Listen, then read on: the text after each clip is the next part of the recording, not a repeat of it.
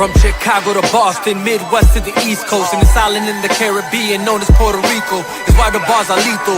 Got me going beast mode in this game called life. You better know some cheat codes. Il Divino's back, someone let the streets know. 6 shots for the folks and 5 shots for my peoples. I think it's high time we all have a sit down. Can we all agree the game is gone to shit now? Like the fall of Rome, the death of Romulus, history repeating itself if you know it's obvious. If you had your head inside of a book instead of binoculars, you'd be able to see without a pair of binoculars. Our tax dollars being spent towards the damn omnibus, where the rich stay rich, commoners remain commoners. The tentacles and everything like a damn octopus. Mass media, mass hysteria, how they control the populace. Cash rules everything around me, and on every dollar bill it's printed in God we trust. Yeah, everyone lives in fear around me. The truth will set you free. Quick shout out to Elon Musk. Cash rules everything around me, and on every dollar bill it's printed in God we trust. Yeah, everyone lives in fear around me. The truth will set you free. Quick shout out to Elon Musk. Living in this shy, can't let them catch me snoozing. Do be shooting just for the amusement. I refuse to be a victim, never be a loose end. When your city is a war zone, who gives a fuck about Putin? And there ain't nothing safe about the safety act. There's more safety in being strapped. They should choose you, shoot back. Those odds are better than getting caught laying on your back. Don't believe me, check the stats, I'm just bringing you the facts. With my hand on the Bible, I swear to rap the truth. Almighty God, the whole truth and nothing but the truth. My people perish for lack of knowledge. My knowledge I share with you. There's nothing we can't accomplish. One head ain't better than two. That's the purpose of a democratic republic. Discussion on every subject, in truth, logic, and reason, till we reach an agreement. A nation under God is how the states united. Got out of the picture, look how gradually we divided. Cash rules everything around me, and on every dollar bill it's printed in God we trust. Yeah, everyone lives in fear around me. The truth will set you free. Quick shout out to Elon Musk. Cash rules everything around me, and on every dollar bill it's printed in God we trust. Yeah, everyone lives in fear around me. The truth will set you free. Quick shout out to Elon Musk. Arrogance is the primary ingredient that will make you assume you can take action without God. Arrogance. That's actually what it is. You think you got this and you know more than God. That's why your drift turns into a swerve.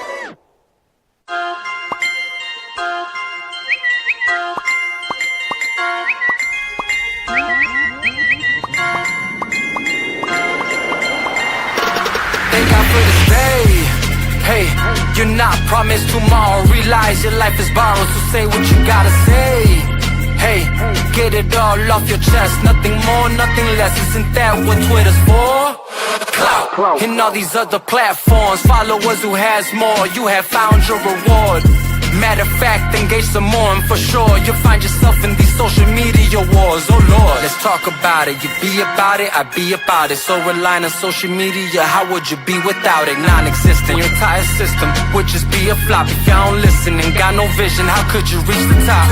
Twitter fingers like a ninja, stay mass, move fast, you would know who hit ya. Cut you and split ya, causing division, moving on in you like a temporal pincer. Trying to paint the perfect picture, write lyrics like the holy scriptures. Deep and profound, you're feeling me now. After hearing the sound, you're hearing me now. Coming for the facts, now lose track, got me thinking that this couldn't be more crazy. If I take it back to the very act, you were talking smack when you actually thought you played me. Tell me who's true, there's only a few. Keep me in tune while seeking the truth. Salute to the crew, I'm paying my dues. Be sure to give credit where credit is due. Thank God for this day. Hey, you're not promised tomorrow. Realize your life is borrowed, so say what you gotta say. Hey, get it all off your chest. Nothing more, nothing less. Isn't that what Twitter's for? Clout. And all these other platforms. Followers who has more. You have found your reward. Matter of fact, engage some more, and for sure you'll find yourself in these social media wars. Oh Lord. Media is just like syphilis, wholesome wickedness, tearing folks down who bore witness to the passions of the movies that they love, to the director who rose up above, the hatred, the jealousy of those who was friendly, who turned into some of the worst of our enemies. A disgrace when your smiles in our face, doing that for only the clout that you chase. It's too late. Fruit of your labor was laced with a poison that most of you clowns couldn't taste. We know who you are, so fake the funk if you want. Make all your videos, cause we know you're a chump.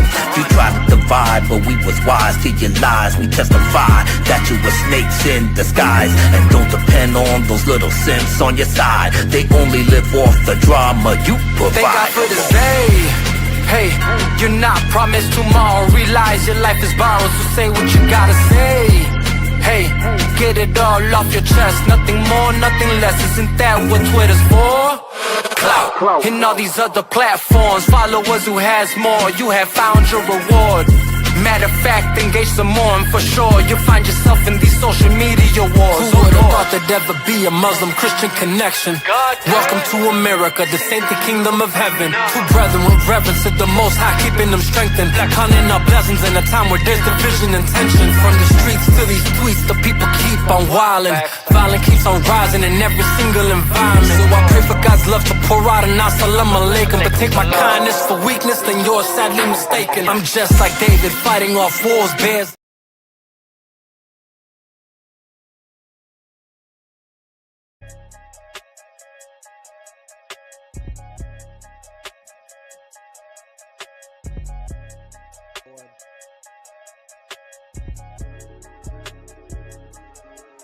We going up, shit going down. We lighting them up, you best hit the ground. Shooting them up, one after round. When there's blood in the air, you better not dare to come around town. Father, please forgive me, have mercy on my soul. Fools keep trying to test me and I will never fold. It's the way that Wendy raised me, the city of the gold. Load them up and let them go, load them up and let them go, load them up and let them fly.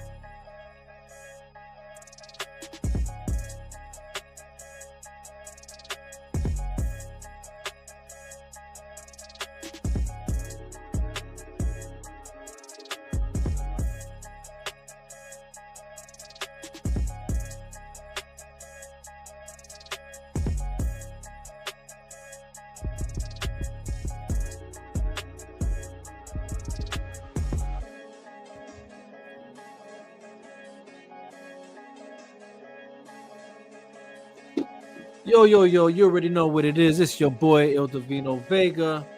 Here we are. It's the Chop Shop. We in the hit shop, as always. As you can see behind me. But there's a lot to discuss today, guys, obviously.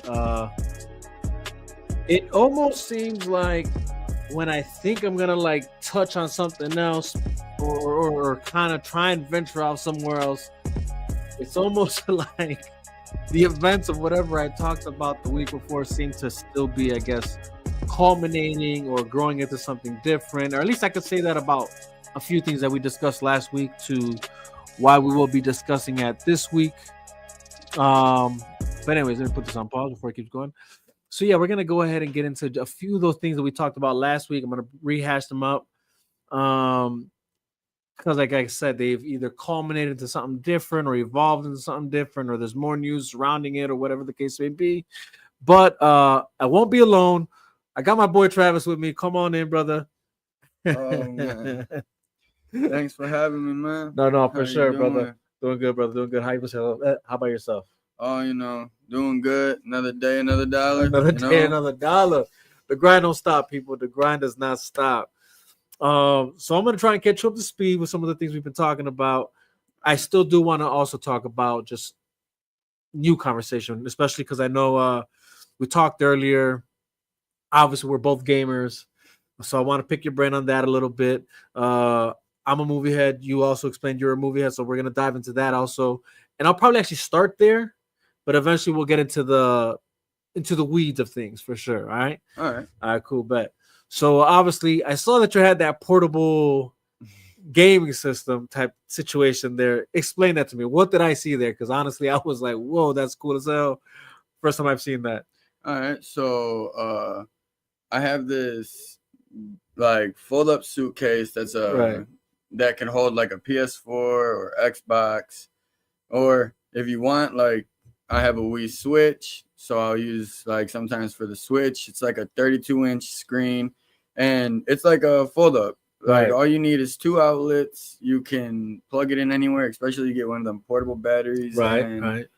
Literally, it's a game system on the go. So and they make other kinds for PS5s for bigger consoles and more modern. But so it's so nice to just be able to fold up and take your game on the go. Oh, for sure. For sure. I mean, that's when I seen it, I'm like, yo, I needed one of those when I was out on the road. You know what I'm saying? Because I mean, I used to do regional driving. Sometimes you don't make it home, and I'm like, damn, like I wish I could just drive around my system, but you can't just place it anywhere. I seen that, I'm like, yo, I need one of those. I mean, I might still get one of those because it's like, oh yeah, and like if you're just driving by yourself and like I said, you got one of those things and you can just pop it up in the passenger seat. yeah. Oh yeah, you just cooling. You know, just chilling. So I know you said you have almost every gaming system out there except PC. That doesn't really matter because I mean we all know why nobody has a PC. And for those that do, like, hey, shout out to you. You know, you either got that bank or you got the time to like build your own. Either way it goes, no judgment here. It's perfectly fine. But now, for someone like myself who doesn't have that, but you've obviously dabbled with PlayStation 5, Xbox, obviously Nintendo. Mm-hmm. Which one do you feel is? I mean, obviously you got all of them, so you'll probably appreciate all of them. But what's your go-to? And if you had to choose between one of them, which one is it and why? Oh, that's a great question. So, like I said, each console has its own significant values. Right. So, like, for Xbox, they're more of they have a better retro gaming. Yeah. Like, you can't get Call of Duty Black Ops 1 or 2 on PlayStation 5. Yeah. So it's like their gaming selection for the retro games that like people like my age that grew up loving is more on Xbox. But and a lot of the newer games are more better played on, in my opinion, on PlayStation. Okay. So like if I had to pick one to be my go-to, it's always my PlayStation, but I love playing on Xbox because it has like I said, it's certain game selection that you can't get on PlayStation. Okay. And I'm not talking like about Halo right, or the obvious ones. Right. Yeah, like I'm talking about like the actual ones that were on both of the systems that like you can't get, especially that Xbox bought Activision. So I'm guessing sooner or later, right, unless there's a partnership, PS5 is not going to be able to have COD. It's going to be just like another Halo. Right. Yeah, no, I was thinking about that too. And honestly, low key, in my opinion, I feel like Sony has what it takes to like have their own game like that anyways. And there's a lot of other games right now that honestly I feel are competing well against Call of Duty. I feel Battlefield right now is one of them. Trying out that beta one, I thought that was like I'm like really looking forward to actually like getting the game. I know you were talking about you playing Ready or Not earlier. I think that's a cool game. Like, so I feel like even if they lose Call of Duty, I feel they'll be fine. I feel like there's plenty of like games that can substitute for that. Yeah. On the PS5 side or PlayStation side for that matter. I believe that as well because I'm in my opinion after Black Ops 3, Call of Duty steady declined. Right. That's right. So and like you said, like with all the new ones, like Rainbow Six, I'm hearing is better than how COD is. Right. And I mainly was a COD player for zombies, not even for multiplayer, but right. Like that was interesting as well. Right. Like, but I'm more of the OG. Yes. Black Ops. Same here. We got AQ inside. First off, shout out to Pinzone. Pinzone 222 in the building. He said, "Yeah." We got AQ running back also in the comment section. He said he said Dreamcast in the building. Yo, if you don't know about that Dreamcast, you don't know about nothing. The Dreamcast had some interesting games back in the day. Shout out to Dreamcast. Oh my god, bro. I think my favorite one. What was it called? Was it Seabass? No, not Seabass. Bassman or Bass, something like that. It was like the talking fish. Before there was a talking fish on the wall, there was a talking fish. I remember the. You remember talking about? I remember the talking fish on the wall. Nah, man, there was literally a game for the Dreamcast where it was like this fish with almost like a human face, and I think it was called Bassman or something. Man, somebody, if you know what I'm talking Bassmouth? about, I don't know if it was that. Help me out in the comment section. But you technically took care of it. You know, you had to like take care of it. You know, you feed it, whatever, all that. Make sure you clean the thing so it stays alive. But he would converse with you, and it was like AI before AI. It would have like conversations with you. You would speak into the microphone. This was on the Dreamcast, bro. You speak into the microphone, and it would speak back to you, dude. I never even heard of that. Yeah, game. bro. So that's why this AI shit we're seeing now, like it's for sure advanced from then. But like again, when I tell people like they've been working on this for a while now. Yeah, You know what I'm saying? Like for a while now, bro. Even before our knowledge of algorithms, C-Man. There you go, C-Man. AQ said it, C-Man. That's the one, C-Man, bro. Look it up. You'll see what I'm talking about. But and the Dreamcast was fire. But anyways, whole point is so that was AI before we knew it. Like it would literally have conversations with you. Like you can about like political anything that was happening. It was pretty well aware of like recent, either historical accounts to like almost as recent as it could be. This was way before, like again, before Grok, before all these AI systems that we have now. That's weird that it did that. But whatchamacallit, the even before that, the algorithms, even before algorithms as we know it now, you ever played Metal Gear Solid for the PlayStation 1? No, I have not. Okay, so check this out, bro. For that game, literally, there was this boss fight that you'd face. It was Psycho Mantis, right? And it was like crazy, like as a kid experiencing this, because I'm like, I have no idea what's going on. But you're facing this boss called Psycho. His name was Psycho Mantis, and supposedly he's got like telepathic, psychokinetic powers and shit. And all of a sudden, he starts talking to you about the games that you've played outside of Metal Gear Solid. And he'll talk like let's say my game I had like my memory. So it turns out he was reading your memory card, bro.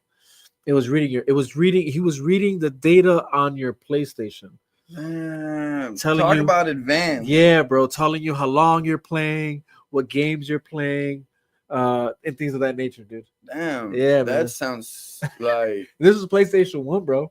Yeah. Yeah. And bro, what the fuck? Yeah, PlayStation 1, bro. Like I said, PlayStation's usually always been on top when it came to like this shit. I feel that. Yeah. Like, I mean, PSPs, portable stuff, like everything. Like PlayStation. That PSP was the real deal. PSPs was way ahead of its time. When it first came, when it came out, it was way ahead. Man, that's right. It was way ahead of its time, dude. I remember having that and thinking to myself, like, yo, I'm able to play PlayStation now on the go. You know what I'm saying? That was just nuts to me. You know what I mean? Because it was like Game Boy was one thing. You know what I mean? But yeah, exactly. But to be able to play just on the go PlayStation, that was nuts to me. And it was good. And it was good graphics. Like, right? Like, I loved that. And then like you could play. They had special DVDs. Yeah, bro. DVDs you could watch from there. I remember always watching Too Fast, Too Furious and shit. Like, oh yeah.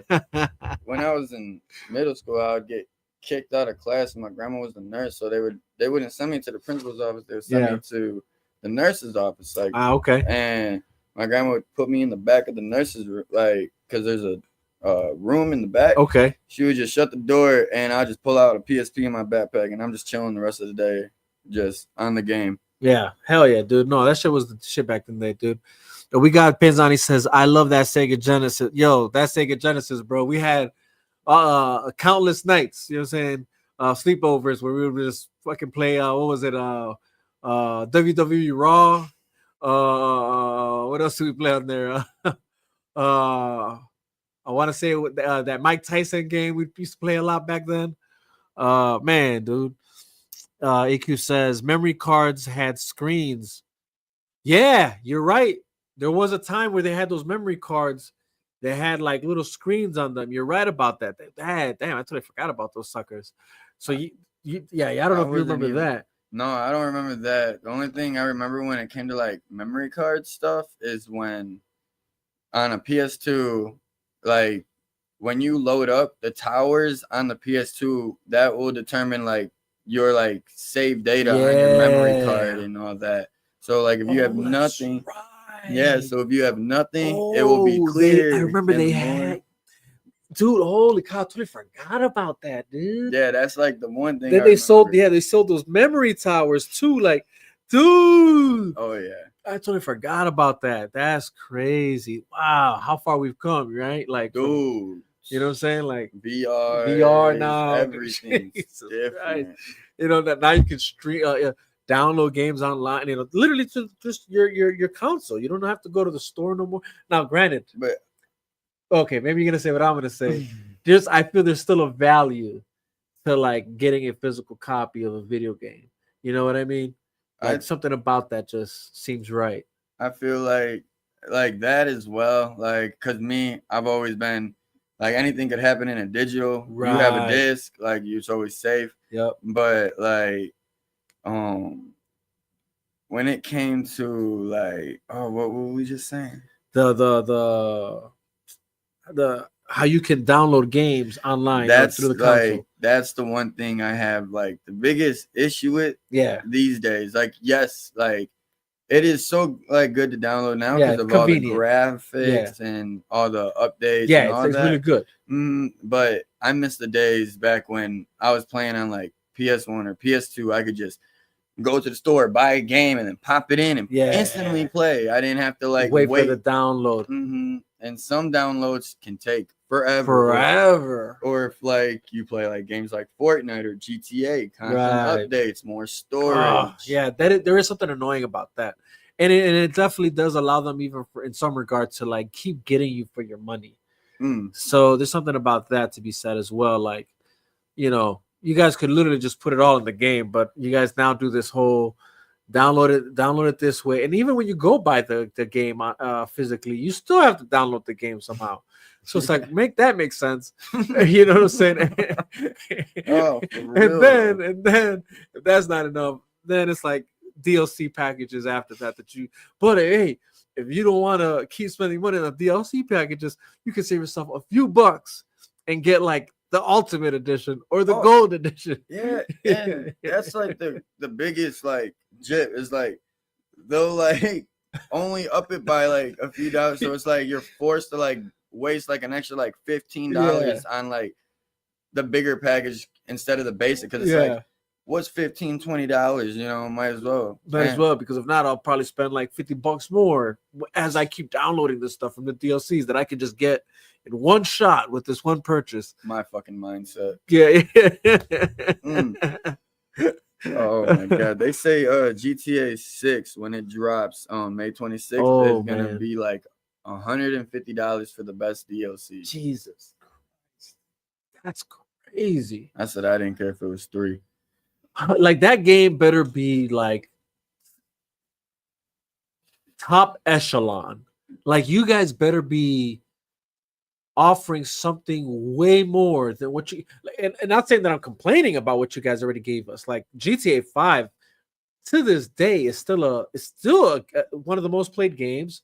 One of them, you know what I'm saying, best-selling game, which is crazy. When you think about 2013, right, and how many consoles it's gone through. That technically started what in the PS3 and Xbox 360, then to the, you know what I'm saying, the next gen after that, and I'm pretty sure next gen after that. Yeah, and I'm guessing when GTA 6, there already talks about they're going to be cutting online when it comes to GTA like 5 online, but I heard and read that if what I'm reading is true when it comes to GTA 6, right, it sounds like it's going to be magnificent. They're saying they've spent like some millions on like actual tide effects. There's supposed to be hurricanes. It's supposed to be the most realistic game ever like to come out. Insane. So like, and like they're like they spend millions of dollars just on booty dancers. like they got a professional dude. They gotta get Miami right, you know what I'm saying? Dude, they're really going crazy. Like they haven't had a Miami game since Vice City. Like, so it's like they're spending like technically billions. Since Driver, what was it, Driver 3? I think it was Driver 3 that came out after Vice City that was technically based in Miami. But yeah, I don't. Think but I as far played as that Rockstar is concerned, one. yeah.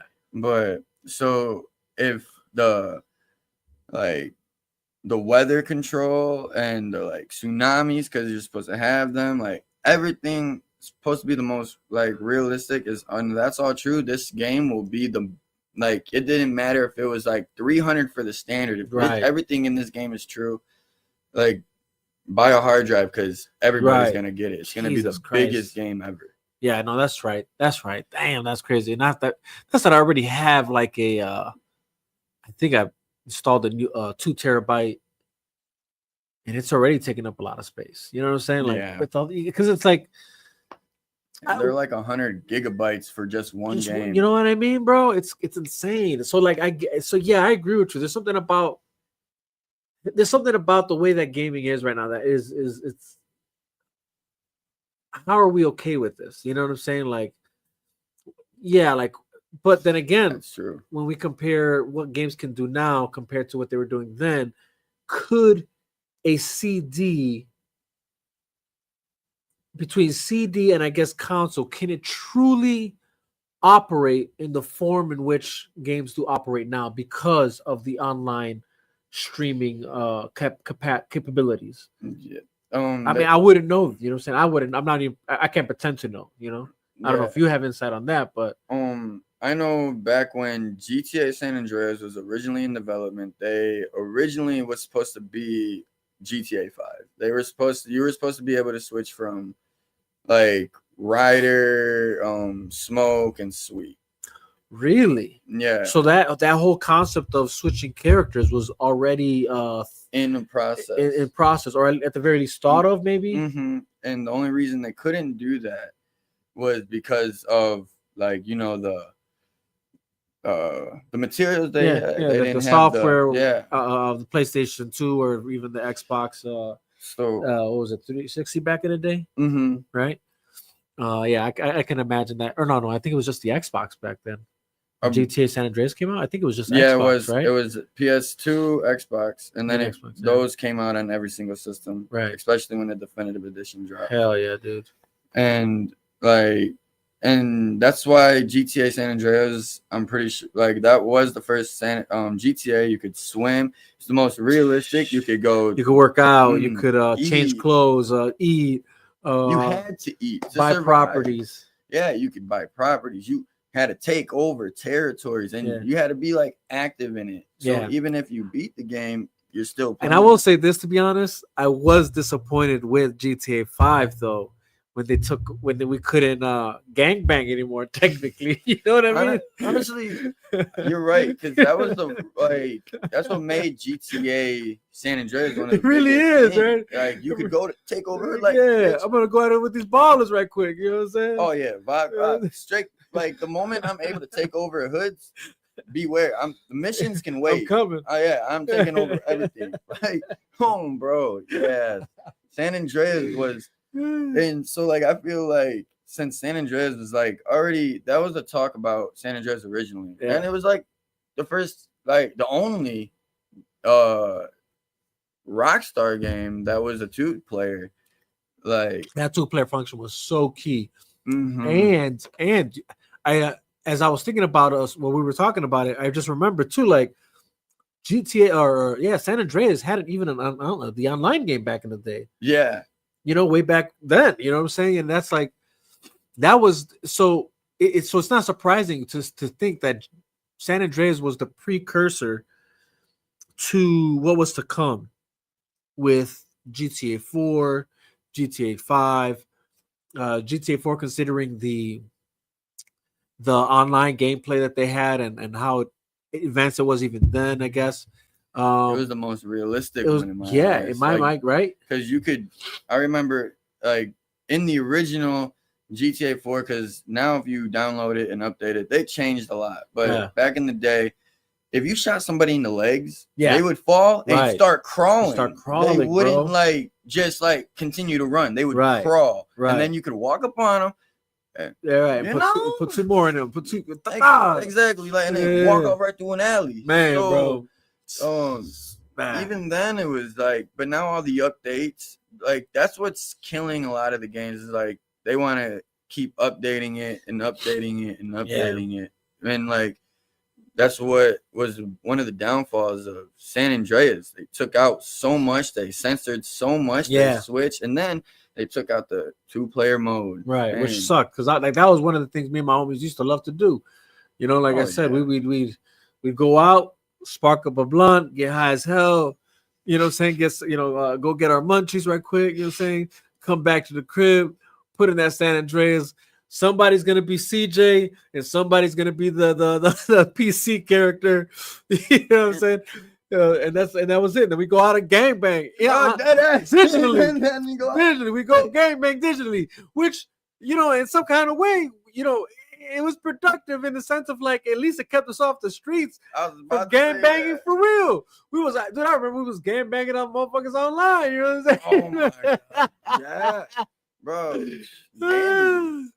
That was just, it was insane, right?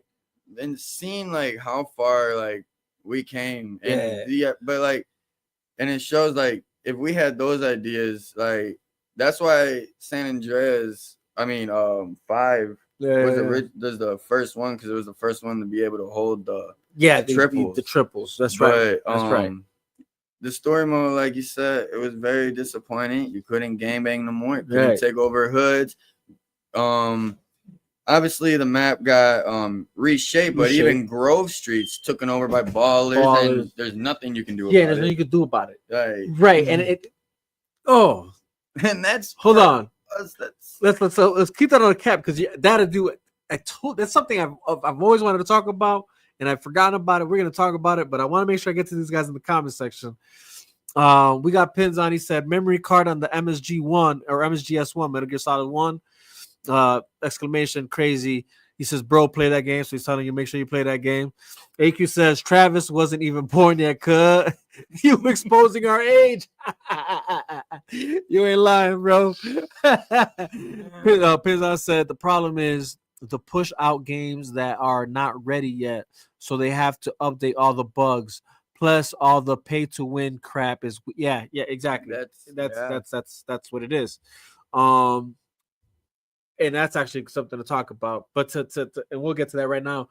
But even to what you just pointed out, that's the problem they didn't consider, is that a lot of us coming to play GTA 5, we're playing GTA 5 because we were invested in GTA San Andreas. Yes. We were very invested into that world, that story plot. So to somehow, obviously, anybody who played San Andreas, by the end of the game, you should have taken back everything. Grove Street belongs to Grove Street. Yep. CJ and Grove Street, technically, they run the casinos and Las Venturas. Like, we had a lot. Live happily ever after. All this territory, all these businesses, things like that. Now look, whatever, the businesses, they can go, but goddamn, the hoods, make it make sense. One, and two, if they did take it away from, like, let's just say the story was that the baller somehow came out on top. Well, for those of us that were invested into the story plot from San Andreas, give us something that like truly allows us to understand the story, why ballers took over, and can we at least rectify that as a Grove Street guy? Because isn't like at least tell us like the ballers ended up coming back, smoking CJ, do something like so we know. Instead of we just like thinking, like what the fuck just happened? Like we just have to accept that. Yeah, like it's like they made a brand new game. And like let's run it to his kid or something. Yeah, because they don't even mention anything about the OG San Andreas. None of it. Not that I remember. Maybe they do mention lightly. I don't know. I'm pretty like I want to say they mentioned like maybe like one thing, but it ain't like a couple of things mentioning like GTA 4. I remember them talk like little cutscenes like mentioning like Nico Bell like doing making noise. Right. I'm guessing they did something like that before, but like they don't give no information on what happened. Not even the Mad Dog, the rapper. Which is Exactly. Mm. Exactly. There's so many things you guys could have like Just connected built to in. San Andreas and worked into the story plot and actually invested into that story plot instead of just like, well, here's the new world, go play in it. Because how is it, and correct me if I'm wrong, maybe I forgot, maybe it's been a while since I played GTA 5, but you're right, they do mention Nico Bellic, which is, that's like a shout out to GTA 4. Mm-hmm. I'm gonna tell you what San Andreas does. That's like, again, considering a game that was for the PlayStation 2, that still did better Best-selling Yeah. game. Like, I'm pretty sure one of the best-selling games in the world. in the world. But what it did better, somehow being an older game than the one you guys reproduced, or that was supposed to be the newer version of that, is that they still find a way to incorporate GTA 3 and GTA Vice City. I don't know if you remember that in San Andreas. So in San Andreas, did, with the remember there was fly that. fishing. Yes, Yep. exactly, bro. And that's a PlayStation 2 game, and they thought about incorporate. You know what I'm saying? Incorporating Keeping the them linked. linked. And yes, Why didn't you guys think that was important enough to do here? got lazy. You know what I'm saying? Right, 100%. Now, look, it's not to say that they completely dropped the ball. Look, it's the reality is GTA 5 is still the most played game. That's because of the online, though. But that's Not the even online, like, not the. honestly, It has nothing to do with if the you- story. Yeah, because we played GTA San Andreas because of the story. There was like, we didn't care about if it was online or not. Yeah. When you think of GTA 5, you're only thinking of online. Yeah, at least now. Now, Mhm. because I mean, you've probably already beat the game by now. You've probably already beat it in every different fashion you could to see the different. And it's like one of those outcomes. games, like, And you probably play even not. once. Yeah, that's what I was Like- saying. That's what I'm saying. Probably not even that, because I feel since we live in the age of social media, technology, or I can technically witness the alternate endings. Sadly said, on YouTube. I don't even have to beat the game different ways. I don't have to replay the game just to see the different ending. Yeah. I kind of already know how it exists now because, unfortunately, there's YouTube. You know what I'm saying? And I can just go on YouTube and find alternate endings, which is like Cheat sheet. it's a cheat sheet. It's a pro. It's a con. It's a pro because I don't have to waste more time of my life into replaying a game that I already beat. But it's also a con because, well, I rob myself of having to reachieve, I guess, the experience. But at the same time, like, hell, I got a life to live. You know what I'm saying? Like, what makes you think I got the fucking time to go and replay a video game all over again? And probably they'll say, well, my man's, you already passed your time of playing video games. We did that for the kids that have nothing but time to play video games. And to that, I'd say, fuck you.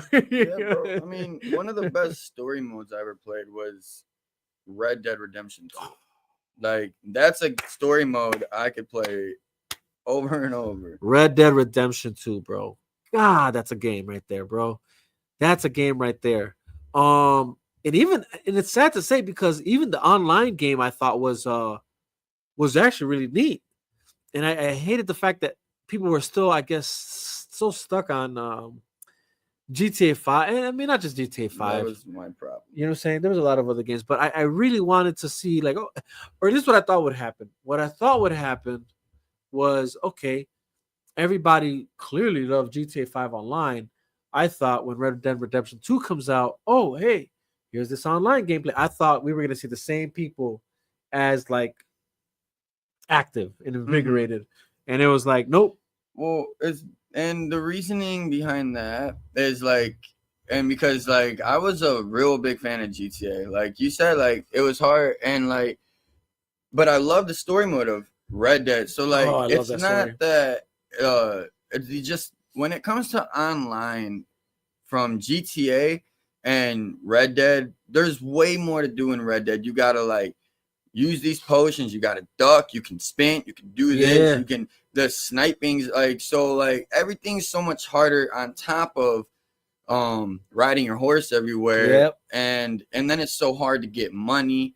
And so it's like that's what made Red Dead Online like not stagnant. Stagnant. Like it couldn't go. There was a ceiling there. Mm-hmm. There was a ceiling there. Yeah. Like because it's still a fun game if like you and your homies just love role playing, because Right. like I Yeah, love like same. playing games that just role play. Same. That's when like I'll play like Red Dead and just mess around. But if I really wanted to enjoy Red Dead, it's I have to play the story mode, Hell because yeah. all the Easter eggs on top of it is insane. So it's like Yeah. that was the best story mode, one that hit really close to home, and that was just a game. It was robbed of game of the year because of how late it was. Because of how late it was dropped. That's a fact. That's a fact, which is a shame because that's a game that I can still play right now, and it's I enjoy it every time. You said you enjoyed role playing games now though, right? Or role playing. Mm-hmm. So now certain games I think perfect that online experience of role play.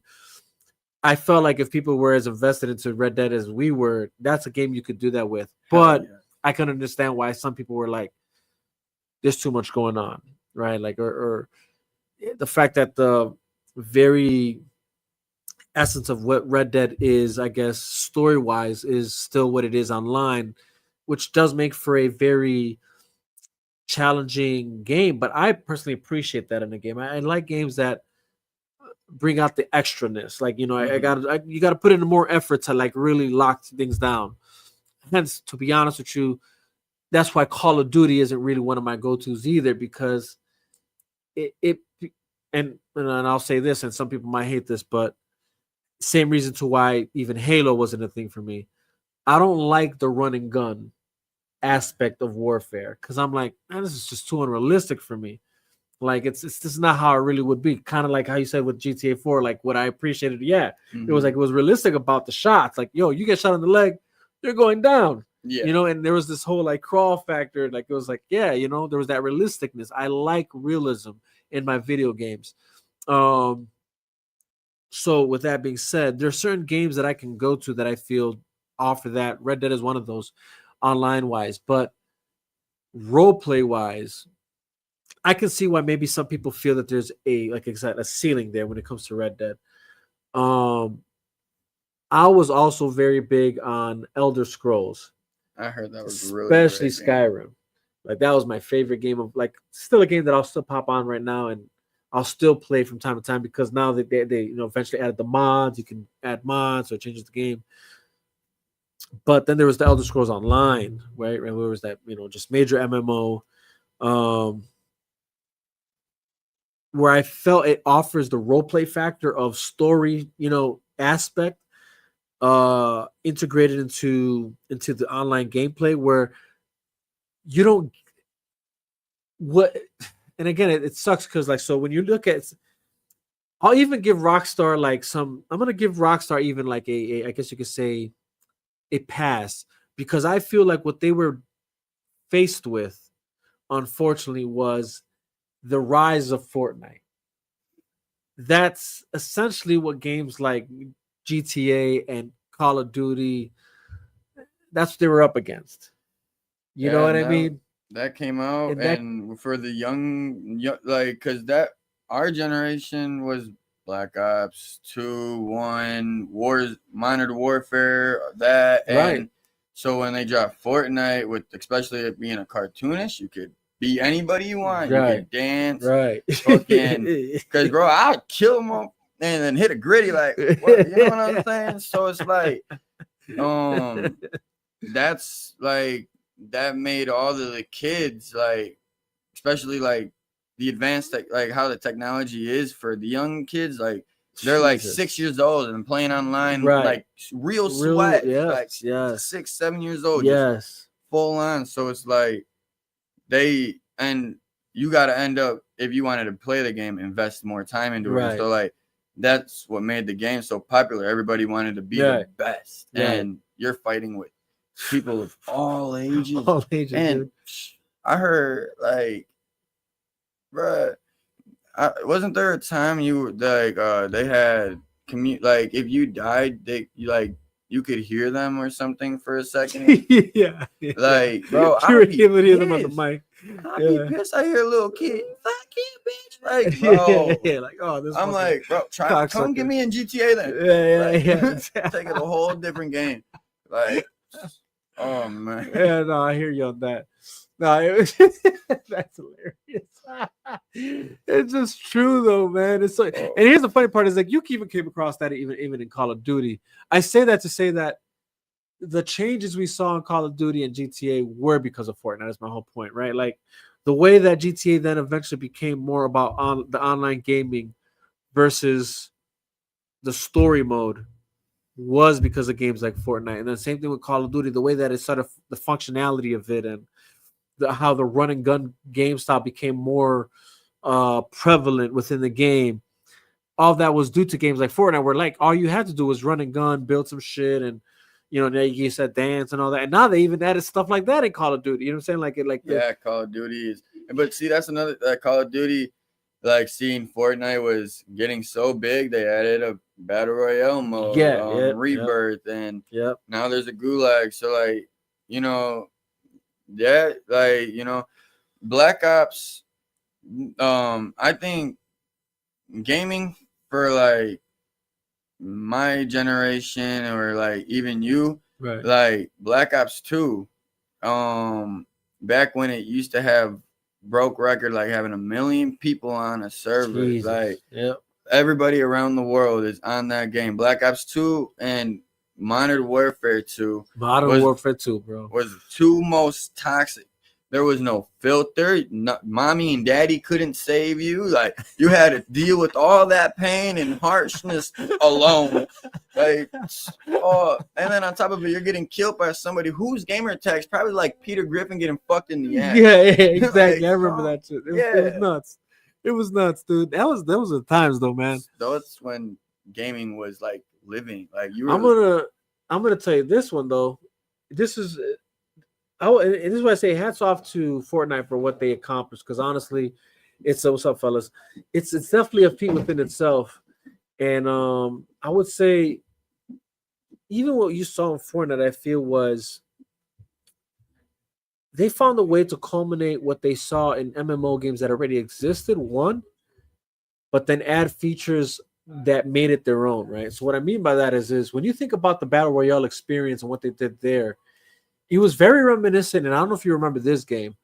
That was honestly, at least as far as consoles are concerned, that I remember the first MMO of its type. Meaning, and not MMO of its type, because technically we had Final Fantasy had already had MMOs that existed even for the Nintendo GameCube. A lot of people, I'm not sure if they remember that, but what I would say is, do you remember this game called Mag?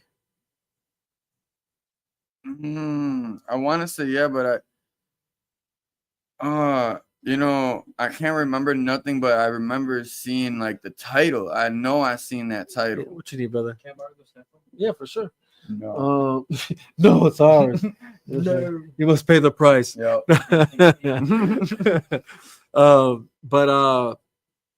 So Mag, dude, it was. I think even the reason it was called Mag is because in the abbreviations it was like multiplayer something gaming. Like active gaming, something on like Xbox. That. It was on. I think on both consoles.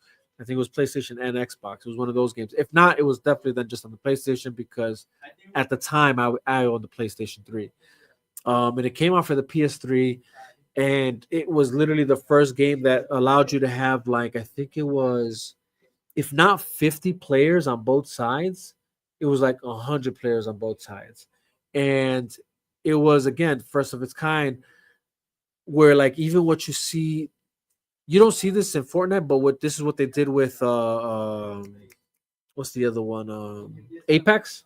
As far as like role players, Mag already was doing that. So you had you had to choose like whether you were like an assault infantry, whether you were like medic infantry, whether you were like engineer infantry. Okay.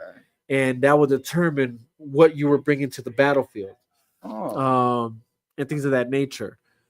Way before these other games started doing it. This was for the PlayStation 3, and the game was called Mag. That game, I feel, was the precursor to what we're witnessing now, as far as like massive online game playing on a Battlefield type thing, whether it's Fortnite now, Battle Royale on Call of Duty, Battlefield even has their version of it. Yeah, because PS3 came out in like 2006. Yeah, dude. So like for that type of game coming out like around then, because Fortnite, like in my opinion, and I hate it like to admit it, but Fortnite and I don't know if Apex is anymore, but it was like Fortnite and Apex was like on top of everything. It was on top of everything for a while there, for a very long time there. It really was.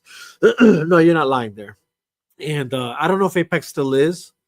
Yeah, I know Fortnite but is. Fortnite still is, within reason, because I think all the updates are all the killing updates. the game. They're constantly adding new skins that are constantly promoting the newest IP.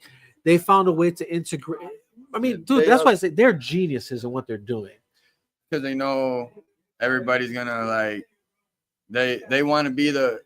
There's somebody out there that wants to have something that they think somebody else isn't gonna have. Right. So they're willing to like, if they see like a certain skin, even if it's a stupid skin, they'll be like, "Oh, I'm gonna buy it." Like, right. So like, and then every time Fortnite updates, they change their maps, and then they change the battle pass, and then they throw just stupid characters at you to make you spend like 20, like, you know. So they throw, and then you get like one good character out of like these like 10, 11 people you actually get. That you actually get, right? Yeah, and it's all the way at the end. So if you wanted to say you unlocking all these stupid characters, you would have to spend money to even get the last guy. If you slack on a day or something, or you're gonna miss out. So what you wanted to buy is like gone. Right. Like, but I used to play.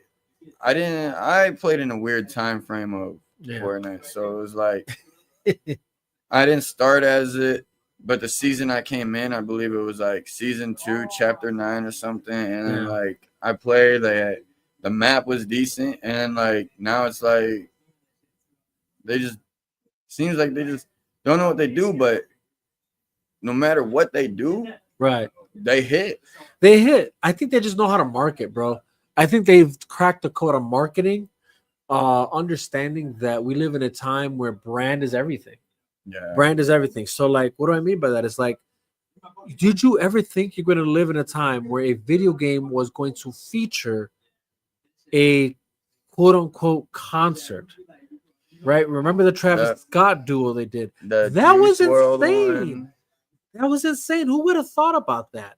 You know what I'm saying? Like, but they did, is what I'm saying. They cracked the code. And then on top of that, if that wasn't enough, which that for me was like, you guys did something that no game has accomplished, period. And think about what they did with the Juice WRLD stuff. Yeah, the Juice WRLD stuff. On Juice WRLD Day, like, they literally hosted their own Juice WRLD, like, not even just concert, but whole, like, ceremony. Like, the day of Juice WRLD Day in memory of Juice WRLD. Right. I'm pretty sure that was, like, one of the most, like, I don't know if Travis Scott's was bigger, like, because I'm pretty sure.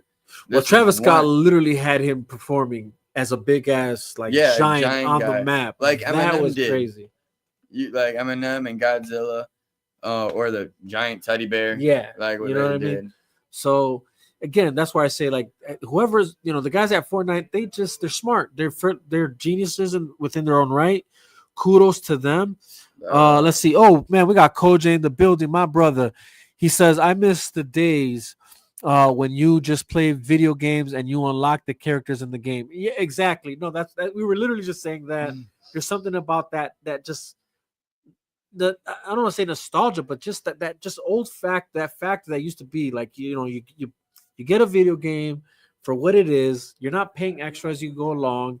It's you buy the version you buy, and within the game itself, you have to play the game to unlock things, and that was video gaming back in the day. He says they got a Daft Punk concert and Tron-like theme park right now. See what I'm saying? I got a what? He said they Daft Punk concert. See, and Tron-like theme park right now. See, that's insane. I haven't even been on Fortnite in so long. See. Oh, he said his brother works at Epic Games right now. That's our brother-in-law, bro. That is dope, dude. That is dope. But awesome. but Daft Punk concert But and Tron theme.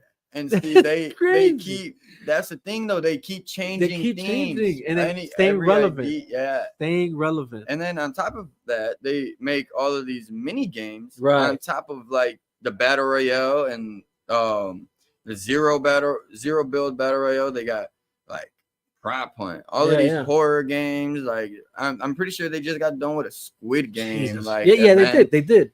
So- You're 100% right. So it's 100% like right. they know what's popular, and so they get with the trend, Yeah. and then they stick with it. Yeah, no, for sure. And again, it's they've cracked the code because they essentially did, and this is again where it's like, shout out to Rockstar for finding a way to do it within their own game, I guess, where you keep a game that you've developed that's now, I guess, where it's at, and then you just find a way to keep the online relevant throughout time. But Fortnite did that on steroids because their whole concept is online. There is no actual like storyline other than what you do online. Yeah, you know what I'm saying? true. Like, Yes. so this is where I say, like, yo, Fortnite cracked the code. They found a way to keep themselves relevant because now I'm sure these IPs that we see constantly being promoted on there, because that's what essentially is happening. You're promoting, these intellectual properties on a video game. It's fucking genius. And with that, I'll find this way to now segue to the next topic, right? Talking about IPs. Tron being the next movie. Well, hold on, let me see. But I'm gonna set it up, and then I'm gonna see what this comment section is. But Tron, obviously being a movie that's coming up. I'm not so sure if you're familiar with that franchise, but right. So this is the newest one. But let's see what Coach is saying. He said, Fortnite was a happy accident. Hey, let's see. He said it was a tower defense game against zombies, and the bonus multiplayer was the bonus. But then that bonus became the main game, and the OG game is a feature now. See, damn, as I did someone not who know exactly, that. neither did I, because like you, that's not a game that I played from the outset. Like I wouldn't have known that was even a thing for me. Fortnite is where we're at now, like a multiplayer game. Yeah, I thought that was like the original. That's insane to learn. Wow. Yeah, that is like, so I wonder, like, because I never even like played the zombie version of Exactly, Fortnite. me neither. So like, I wonder. Now I want to know. Yeah. I wonder like what that would be like. Yeah, me too. He says Fortnite has an ongoing storyline in the game when you talk exactly, the NPC that reveal why the world gets changed all the time. It's a hidden secret gem in it. Yeah, exactly. That's what I mean. Like they found a way to incorporate some form of a storyline within the online gaming, but regardless, it's the online gaming that's their bread and butter. That's all. So it's not just about I guess what I'm trying to say, it's not just about the concept of what the game is as far as like online. I guess what I'm trying to say is because it's just an online game, that it allows it to even have this like continual story plot that keeps changing, because our game only exists online. So there's no, we have to find a way to alter the game within the platform that it already exists outside of the online game, like other games that do. You know what I'm saying? Does that make sense what I'm saying? Yeah, like you're like, because like in GTA story mode, it like when you play online, they like have like Trevor's a lot, like they take it a whole different direction. You know what I mean? So like, and that's completely different from what the happened actual in the story, storyline. right? So I see what you're saying, that like Fortnite succeeded doing this like just strictly as an online game, and through like updates is when you'll see the story mode. That's every season, the beginning of the season is the only cutscene you'll see, and the end of the season is the only cutscene you'll see. Yeah, exactly. And leading into the like next season, but other than that, it's straight online games. So it's you're right. Yeah, the genius on the whether, and then maybe an accident, like you said. It's crazy to even again to know that. I said Minecraft was an accident too, and that was. And look at Minecraft, right? Super popular. Well, man, that's even the movie now. He said Fortnite had a 0-point saga storyline that through team up teamed up with DC to make a comic book about it with Batman. No, exactly. This is what I'm saying. They found a way to crack that code.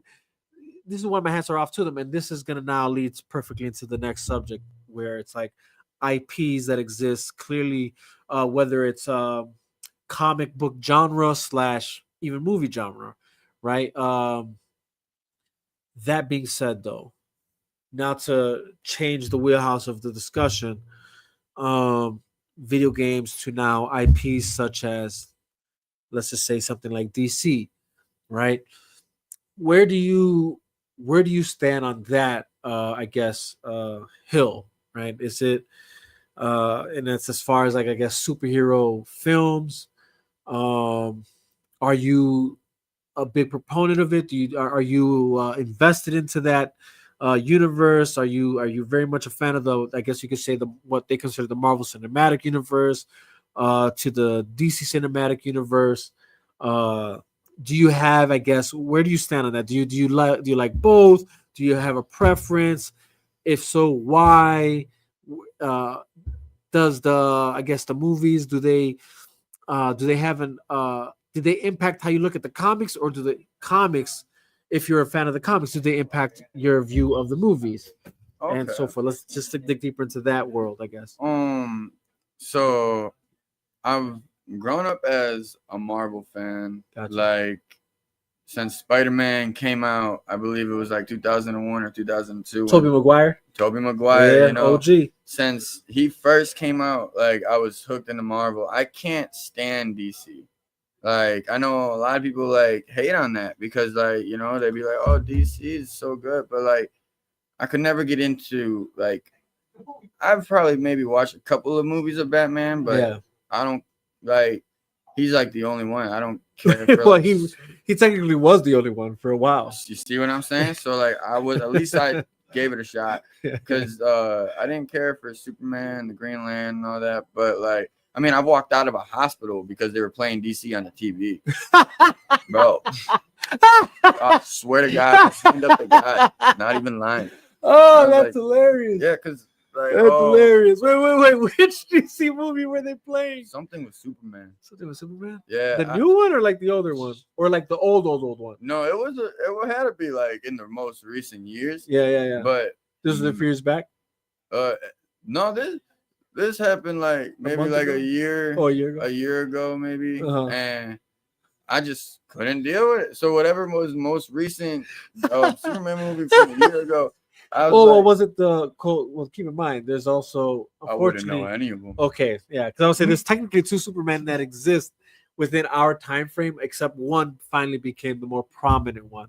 So I'm kind of curious to see which one you watch, but technically, two existed within our time frame because technically, there's the Brandon Ralph Superman Returns that came out in 2003. See, I remember that one. And then there's the Henry Cavill Superman, which was Man of Steel, that came out in 2007, I believe.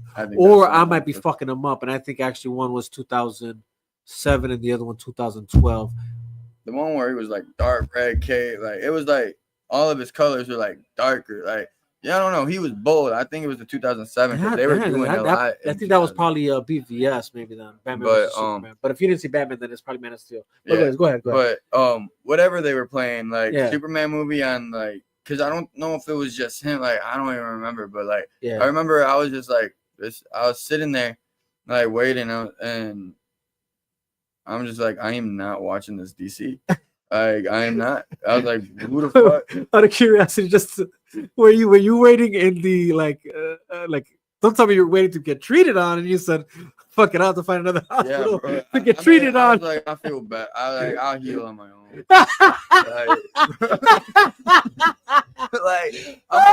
Like I'll figure it out, you know. So it was like, hold on. Let me read the comment. Then we'll get back to that. Coach just said, he said Fortnite also did a Roblox thing where fans and indie video game companies can use their system and platform to make original games for people to play in Fortnite. Like Netflix got multiple content. Is that way? Hold on. Fortnite also did a Roblox thing where fans and indie video game companies can use their system and platform to make for people to play Fortnite. Oh, okay, I got. I know what he means. Yeah. Exactly. That goes to the IP thing. I think that's what you're saying. He said DC is trash right now. Anyways, LOL. Snyderverse over Pedoverse. I feel that. He said, "Bro walked out of hospital dead." Yeah, bro. I swear to God, I'm not Superman even Returns was 2006. But yeah, like back onto like the question, yeah. So Marvel is my number one choice. And I think the time period, Marvel's been killing it, and there's like when I was a little boy, Tobey Maguire, Robert Downey Jr., the original Hulk, like Bruce Banner, the original X-Men, Hugh, whatever. I like the original. Like all of the originals were coming out, and which made and you only really heard of Marvel. And I've read some comic books, not all, not like a lot, but like mainly like Spider-Man ones, because I was a huge Spider-Man fan. I still am. I was gonna wear my Spider-Man shirt today, ironically.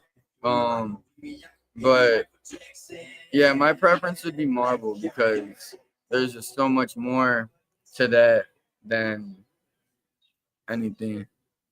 Like it's just more entertaining.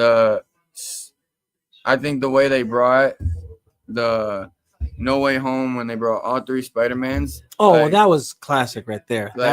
That was like the best movie experience theater I've ever experienced. Okay, so this is gonna make for an interesting conversation because I'll be honest, I'm a DC head. Oh, but no, that's tell by the shirt. Yeah, well, this is DC. This is actually actually I don't even know what comic house this is. Oh, it looked like a DC guy. But I will say this: the reason I like this show is because it's more reminiscent to DC for me. Meaning, and this is personally what this is good because, and again, I don't mind if we're in different standing points here. I think this is good for conversation. One, it allows us to, I guess, illuminate and express more what it is about what IPs we appreciate and why we appreciate it. And I will say this: I do like Marvel too, though. So I came up on Spider-Man the animated series, X-Men the animated series, Saturday night, Saturday morning cartoons. That was my watch list. So I love Marvel too, but I always was more DC. Batman animated series was my favorite cartoon as a kid. I was never really into. Not that I wasn't into comics. I didn't have money for comic books like that as a kid. So like I guess that's why I never really got comic books. Matter of fact, my interest in comic books probably came more when I started actually the newer movies. When the new movies came out, then I was more intrigued by like, oh, let me dig deeper into these characters. And then I started digging deeper into Marvel comics, DC comics, and things of that nature. But all that to say that growing up as a kid, I enjoyed both animated series between what Marvel was doing and what DC was doing, but I did for sure lean more on the DC side. Batman for sure was something about Batman was more of my liking. I think the fact that he's human. He'll punch you in your throat. He'll punch you. Yeah, you know what I mean? Something about that just gravitated to me more. So it was only really Batman that got you. Mostly, yeah. As a kid. That's what got me in as a kid. As I got older, yeah, I wasn't big on Superman, and it wasn't until the Henry Cavill Man of Steel Superman that came out that I began to appreciate what Superman is. And then it began to interest me into thinking I gotta do more digging into who Superman is. Like maybe I just judged him you know what I'm saying, too fast, according to the movies before Man of Steel. Like I thought Superman Returns was cheesy. I thought the old ones were, somewhat cheesy with some of the things. Some of the things I did like, I thought they were kind of cool, but I was like, there's still some slight cheesiness. Luckily again for Batman, even though some of those movies, like let's say anything after, I guess you could say Donner, which was like, once you have like Val Kilmer or the George Clooney Batman with the nipples and things like that, those were cheesy and tacky to me for sure. But Batman luck, freeze yeah. forever. Yeah. Everyone freeze. You know, when you got Yeah. Arnold Schwarzenegger check. I thought that was cheesy and corny. But luckily, since I already had, I guess you could say, an affinity to the animated series, to me that still wasn't Batman. Like not the way I know him from what I knew in the animated series. So it didn't bother me as much. But once obviously the Dark Knight trilogy came out with Christopher Nolan, I was like, that really for sure did it for me. Like I'm like, okay. And it then really had me like, man, I should go back and like now that I got money, you know what I'm saying? Like get back into these see what if just comic lines that I missed out on and things like that. Then it turns out like, oh shit, I can actually go on YouTube and learn about some shit. Whatever. And then same thing for even like the Marvel shit, like when once the once it was clear that there was like this cohesive like story plot of like the Infinity Stones and Thanos, then I thought to myself, hey, okay, you know what? I should do more digging into Marvel Comics. You know what I'm saying? Like learn more. So both IPs on the movie side did that for me, where I was like, I got to dig more because I know I don't. My knowledge up to that point was literally just whatever I saw in TV, cartoons, and then and movies. but all that to say that Man of Steel for sure was the one for me. So I don't know if that's the one you watched in the hospital. No, I know that's definitely not the one because I remember that one. Yeah. Because when I was a little boy, that was like all the toys in the stores Right. and all that. Right. Like that was like the biggest thing. Yeah. Like first Superman, I Right. guess.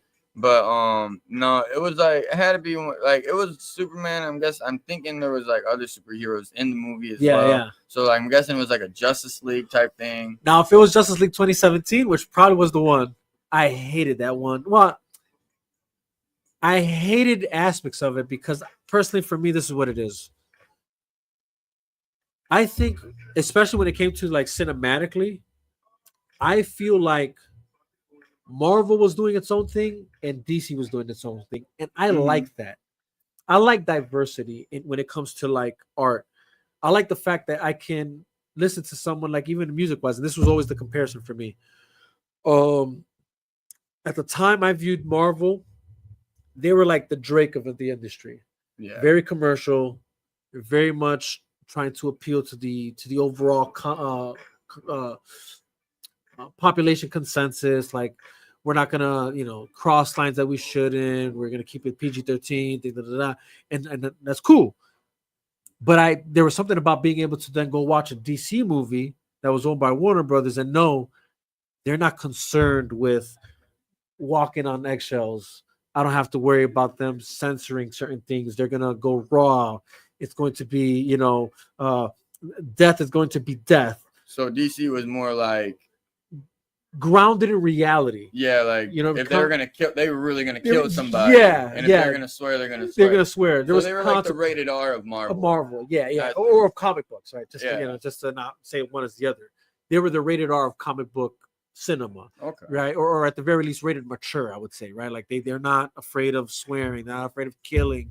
They're willing to do these things, but then also because of that, I feel the story plots allowed there to be more gravitas to it, meaning like more real life implications of consequences and how things are going to be looked at and dealt with, right? So even like let's just before even the Snyderverse, when you have the Dark Knight trilogy, the fact that by the end of, well, even within the Dark Knight, but by the end of the Dark Knight movie, Batman is now the villain somehow, right? But it's because there's real world ramifications for him taking the responsibility of supposedly kidnapping the Gordon family and killing Harvey Dent.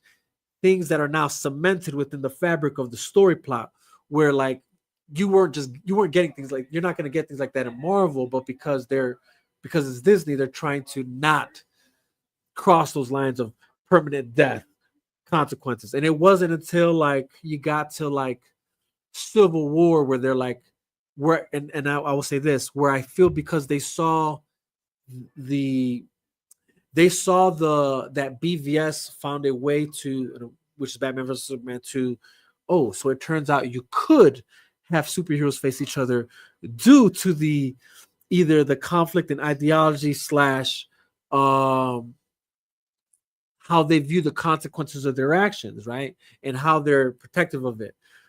So then they thought to themselves, we could do that now. And so they did it with Civil War, which that I could appreciate. And honestly, my favorite Marvel movie in regard to that, because they started dealing with like real world consequences and or heaviness and ramifications of people dying, things of that nature, just more, I'm gonna say darker, but more twisted. Yeah. Was Winter Soldier, because now we're talking about government espionage. What about Spider-Man 1? I mean, I want to say 2, and then even 3. Like the first one's Toby's. Yeah, Toby's only. Like no, so. And that's the crazy part, because like after Toby, like if I tried thinking of like others, and yeah, no, like, they don't do the same. Like I'm trying to think, like, well, did they like kill themselves? They they did that with Amazing Spider-Man. So this is where I say Spider-Man like is with his uncle. Yeah, Spider-Man is the exception, and I'll say this: luckily, because they're not owned by Disney. This is why, for all the people that love Spider-Man movies, I'm like, you guys better be grateful that Sony still owns Spider-Man. That's the only reason we're still getting riveting story plots for Spider-Man, because Sony owns it, not Disney. Because Disney's concerned with the rated R, with the, we got to watch what we say, we got to watch what we do, because, we're still trying to tackle a very like kid audience or larger, they want the age gap of the people that are watching. They want it more vast, and they think that that's their bread and butter, contrary to like, if you tell a good enough story, that actually will give you success. And it's hard to argue which one's which, but all that to say, to your point of Spider-Man, especially the first 3 with Tobey Maguire, I would say the first 2 are my favorite. Spider-Man 3, I'm indifferent about, but just because I don't like how they did Venom. But everything else I thought was solid. I liked Sandman in that movie. Everything else was solid. I like the fact that even Peter's interaction with the symbiote, I thought that was good. Mm-hmm. But it's the moment their version of Venom and Eddie in that Spider-Man 3 that I just didn't vibe with. But that's, again, coming from someone who knew Venom, like who he really was. Yeah, like, and honestly, according to the animated series that I grew up on as a kid. When I got older and like I realized what Venom really was, like, you're right. Venom could have been a straight monstrous machine. Dude. Imagine, have you played Spider-Man 2 on PS5, the newest one? I have played it, but I haven't gone far. I'll be honest. It's just because it's unfortunately nowadays my timing for gaming is like so minuscule that I have to like sometimes even choose, all right, which game do I want to play, because I know I can't invest that much time. So unfortunately, like games like Spider-Man 2 right now that I do have, that I at least opened it, started it, but didn't get too far in it. But even like that, and even like what's the other one that I bought recently too that I didn't get far in? God of War. Anything that's got like a heavy story plot that I know is gonna take my time, I just haven't had the chance to actually like dive into. So I'm pretty sure whatever story plot you're about to tell me, I'm not even sure I got there yet. But go ahead. But go ahead. You can say it for me. I mean, you can tell me what it is. So pretty much it's like Venom in that game is like he treats. I don't want to spoil it, So it's like I gotta watch what I say. But like Venom's a whole monster, in that. So that's like, and when it came to like you said, like Eddie Brock's, like whatever the hell he was, it was more like he was like a skinny, like tiny. We were more robbed, and it was just it was different. Yeah. So. Venom, he had so much potential in that, but to me, in my opinion, like, but again, I was like a kid, like my expectations for it was like completely different from Different from your mine, guys. right. Like you guys Right. actually knew what the fuck was going on. Right. You know? So like, Yeah, but to me, like as a kid, it was like a great movie. I loved it. Yeah, But yeah. like when I got older and you know what it could have been, but it's still a great no, movie. it's still a good movie. But Still a good movie. it was like, you're right. Like Venom, I mean not Venom. Sandman was a great character. Yeah. They even had the That's- Hobgoblin. Yeah, I was gonna say even the Hobgoblin. I was just Yeah. gonna say that even the Hobgoblin. Some people had an issue with it. I personally did it. I thought James Franco taking on the mantle due to his father, whatever. Like I thought that was a great part of the story, and the fact that it was their version of introducing both the Green Goblin and the Hobgoblin, which are different characters within the actual Spider-Man comic book lore. I'm gonna get back to the comic section. Koji says Marvel would reboot their stuff a bunch, so it was always fresh. DC had a lot of history where the continuity was hard for new fans to get into until Batman, Superman, Justice League animated series. Exactly. Which again, those are my favorite. When it came, that's what I came up on. When it came to DC animated series, and what I did appreciate it. Oh, this is another matter of fact. He just brought something else that to me was one of the better Marvel movies that I appreciated. But he says Blade 1998 saved Marvel from bankruptcy. Yeah, Exactly. It did. Then we They got were on the them verge of it. Marvel movies spanking box office. Yeah, exactly. A lot of people overlook And that Blade saved Marvel for a while there before the Spider-Man. and Tobey they didn't Maguire's. even they didn't even want to hire Blade, Right. but they still did. Yes. And like there was a lot of like stuff when it came to that movie. It was all or nothing. I'm pretty sure like Hollywood, like there people who didn't even want to have the main actor like as Blade, but they still followed through with it. Right. And like you said, it became like one of the biggest selling hits. Dude. And for someone that's killing vampires, hell yeah. like I didn't know that was a Marvel movie until I got older. Yeah, no, that's funny. Yeah, as a kid, I initially didn't know what it was until then. Yeah, maybe a year or two after learning. Oh, that's he's Marvel, or paying attention to the fact that there's a Marvel insignia, whatever. Like, oh, it's Marvel. Oh shit.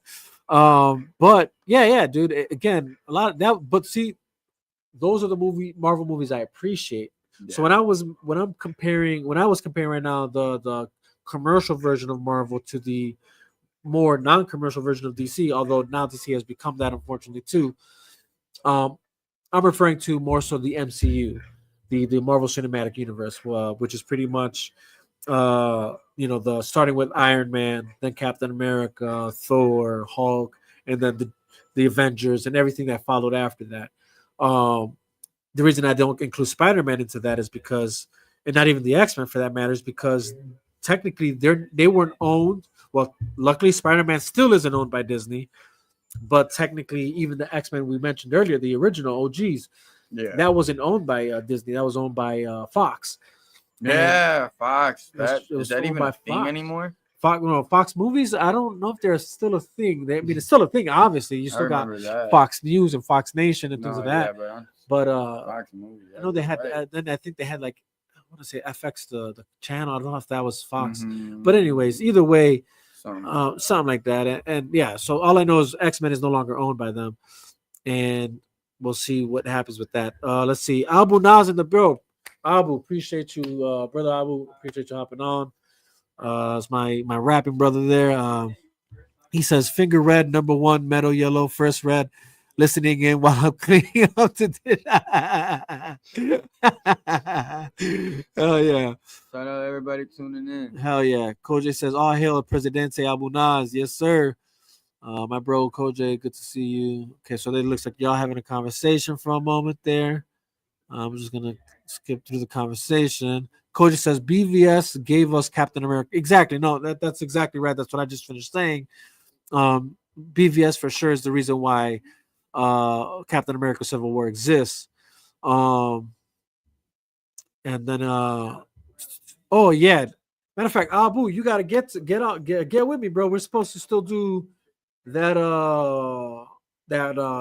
I want to say listening party with your new album. I know we haven't I don't know if I'm gonna assume you've been busy because I know I said let me know when we could do it again. But if you got time and we can make it happen, we gotta talk about that House of the Dragon album you put out. Winter Soldier is peak. That's for sure one of my favorite Marvel movies. Winter Soldier, Yeah, Winter Soldier was as far as the MCU is concerned. As far as the MCU is concerned, now I still would probably put like a Blade movie or Spider-Man 2, or even Amazing Spider-Man 1.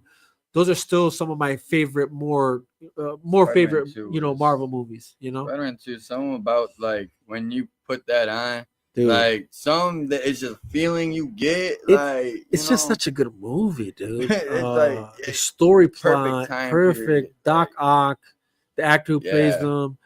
They It was just nerfed a, my boy in No Way Home so bad. yeah, bruh. they did. Like They the way did. they just like Yeah, and technology. yeah. But that was No Way Home's bread and butter is the fact that it was a fan service of nostalgia. Mhm. Like damn, we're That's getting. really what it was. That's really what it was. They Like succeeded. they succeeded. Like, oh, we're getting Andrew Garfield. Oh, Tobey Maguire. Oh, and all the villains. At least most of the villains, not all of them, but most of the villains. They said Secret Wars were supposed to have a lot more villains or Brand New Day. Are we? I don't think we're still getting Secret Wars though, are we? The Avengers Secret Wars with Is that the part of the Doctor Doom shit? mhm. Okay, Yeah. okay, for sure then. Abu says, yeah, my recent. Okay, you guys, okay. Abu Naz, that cover. Yep, that's what I just finished talking about. Haha, Vega. I'm in the same boat with video games. Even my time is limited too. So yeah, real life comes. Yeah, that's the unfortunate. You grow older, and unfortunately, like time just goes, and gaming it's hard to like squeeze it in. But whenever I can, I can. That's for sure. Let's see. Let's see. I'm trying to dig it up now. Okay, yes. Okay, yeah, yes. Spotify was for sure. Oh, yeah. So by the way, you can Abu Naz has his album called House of the Dragon. So by the way, actually, to even let you know, because I know you're probably like, what's this? So my boy Abu Naz, he literally put it, and this is like, man, like I just don't know. I don't even know if I could do this, right? But he literally raps in rap form. He illustrates in rap form with beats and everything, his own made homemade beats. Uh, the story of House of the Dragon, which is I'm not sure if you're familiar with Games of Thrones Oh or yeah. Game of Thrones. So House of the Dragon is like the newer not the new. Well, it's technically the prequel to Game of Thrones, but it's the what's new on HBO Max and shit. Okay. But he literally illustrates. Like, so let's just say, if you're wondering if you want to watch the show, let's just say, or maybe you're like, I need to catch up before the new season starts. You can literally, or to watch the second season, you can literally listen to that album of his, and you'll be caught up to speed with the story plot of House of the Dragon. That's actually badass though. No, it really is, because it's like, who else is doing that? You know what I'm saying? Like, yeah, nobody that I could ever think of. You know what I mean? Telling, like illustrating. A whole story in rap show. form, dude. And he knows how to rap, so it's pretty slick. Hell yeah, man. Koji says, yeah, Blade made his TV first appearance on 90s Spider-Man animated series. That's when Whistler was invented, if I'm not mistaken. I think you're right. About that. I definitely appreciate you for the support. Okay, let me go back. My runner, yep, for sure. Yeah, I was deep in my issues, so my bad. Oh, okay. Now he's referring to me. Okay, yeah, and I was deep in my issues, so my bad. But I can rock on your show this Thursday, the 9th. But let me know whatever your schedule. I'll definitely hit you up on the DMs, my brother. We'll get into it on that end for sure. We might be able to make it work for Thursday, but we'll figure it out. He says Abu making concept albums that Snyder style next level. Yo, for sure. Hey, I'm gonna have to check that out. Yeah, no, you gotta check it out. So and actually even before that one, he's got another album called Security Concepts. That for sure it's a vibe because I don't know how big you're into or how deep you're into hip hop as far as like sound, but hearing that album, it for sure was like very reminiscent for me personally of like a like Wu-Tang style. Yeah. Like, and that's why I was like rocking with it heavy. Yeah, they have fire style. That's what it reminded me of, but still like illustrated. He's very big on illustrations. That's what I appreciate about his style. Very much storytelling. So it's cool concept. Like it's really cool how he does that. Okay. But so back to the DC Marvel thing. That's kind of where I stand. It's like I'm more Marvel or more DC than Marvel, but due to preference of like appreciating more grounded storytelling.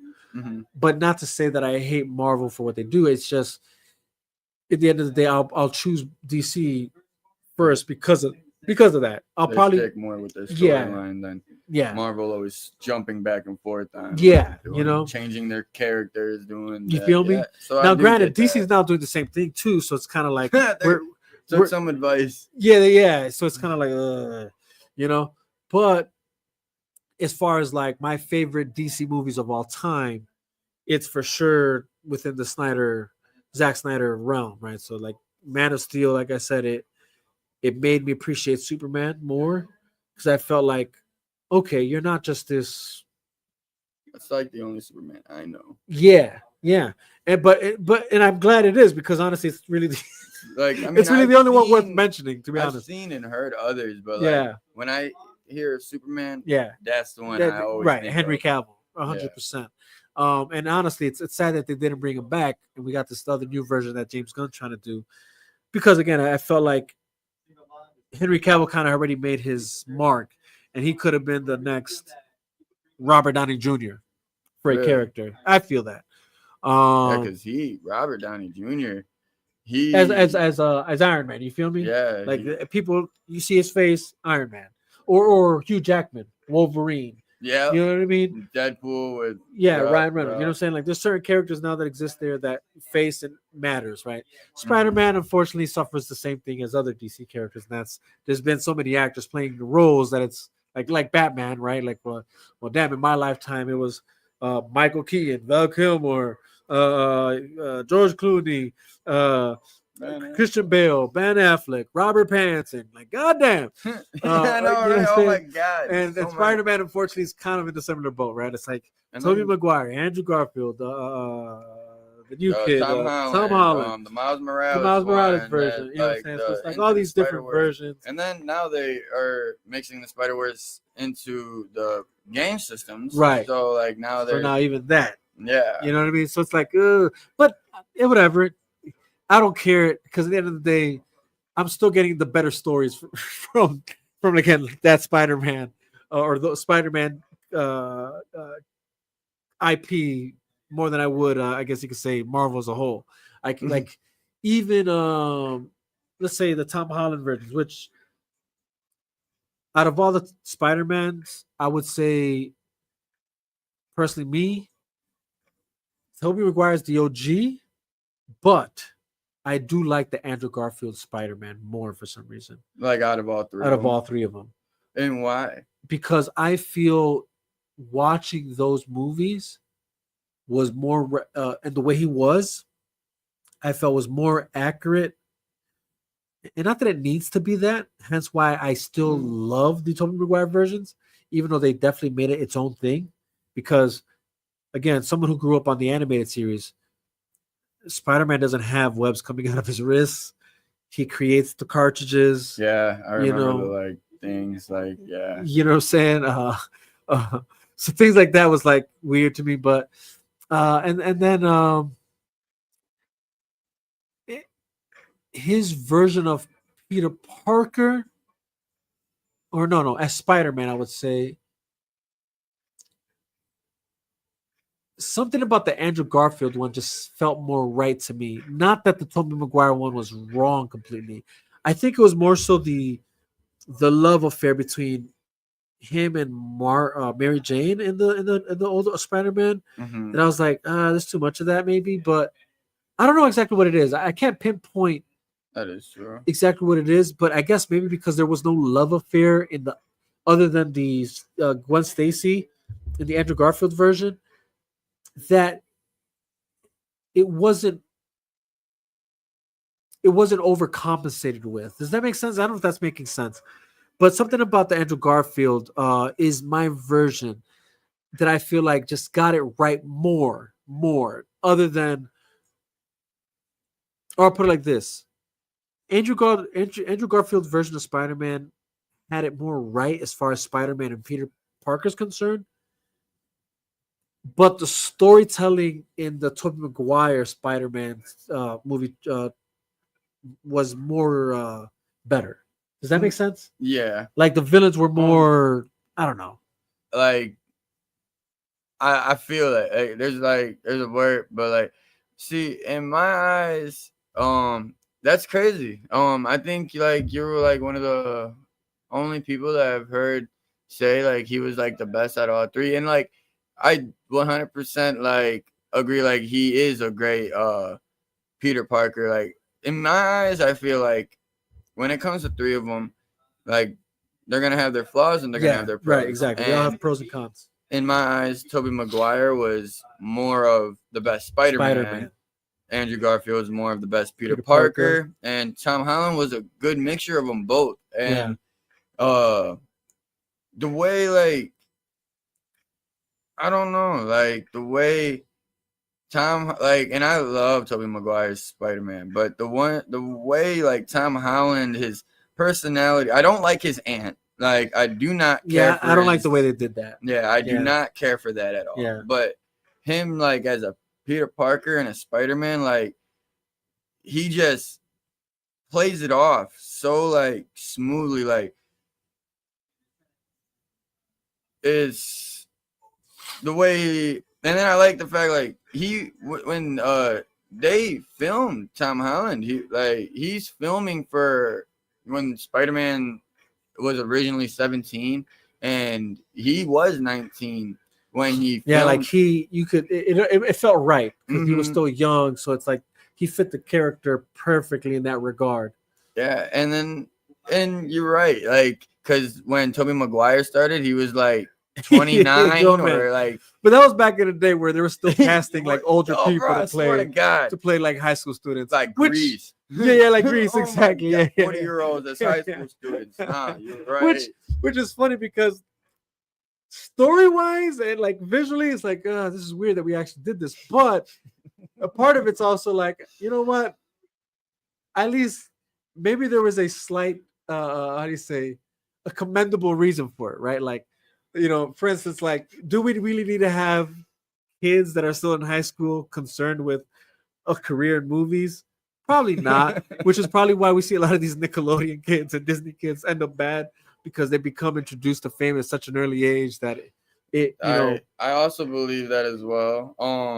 Because, well, I guess it's like it depends on like the network, because like that too. But at this point, like, I'm not sure there's a difference between Nickelodeon and Disney due to like what we've heard come out of like stories and things of that nature. So Disney, like, I mean, I know Disney, like, I mean, all I can say is they didn't go out as bad as Nickelodeon. That's the only thing. Like, they went bad, but like, not as bad. Right. Like, like Nickelodeon traumatized like kids for like, bro, like you see all of these like, but then again, like you see some of these Disney characters, like you see like that one lady that like was like a big Disney star, and now she's like had all of this surgery, and now she's in prison with tattoos on her face. Crazy.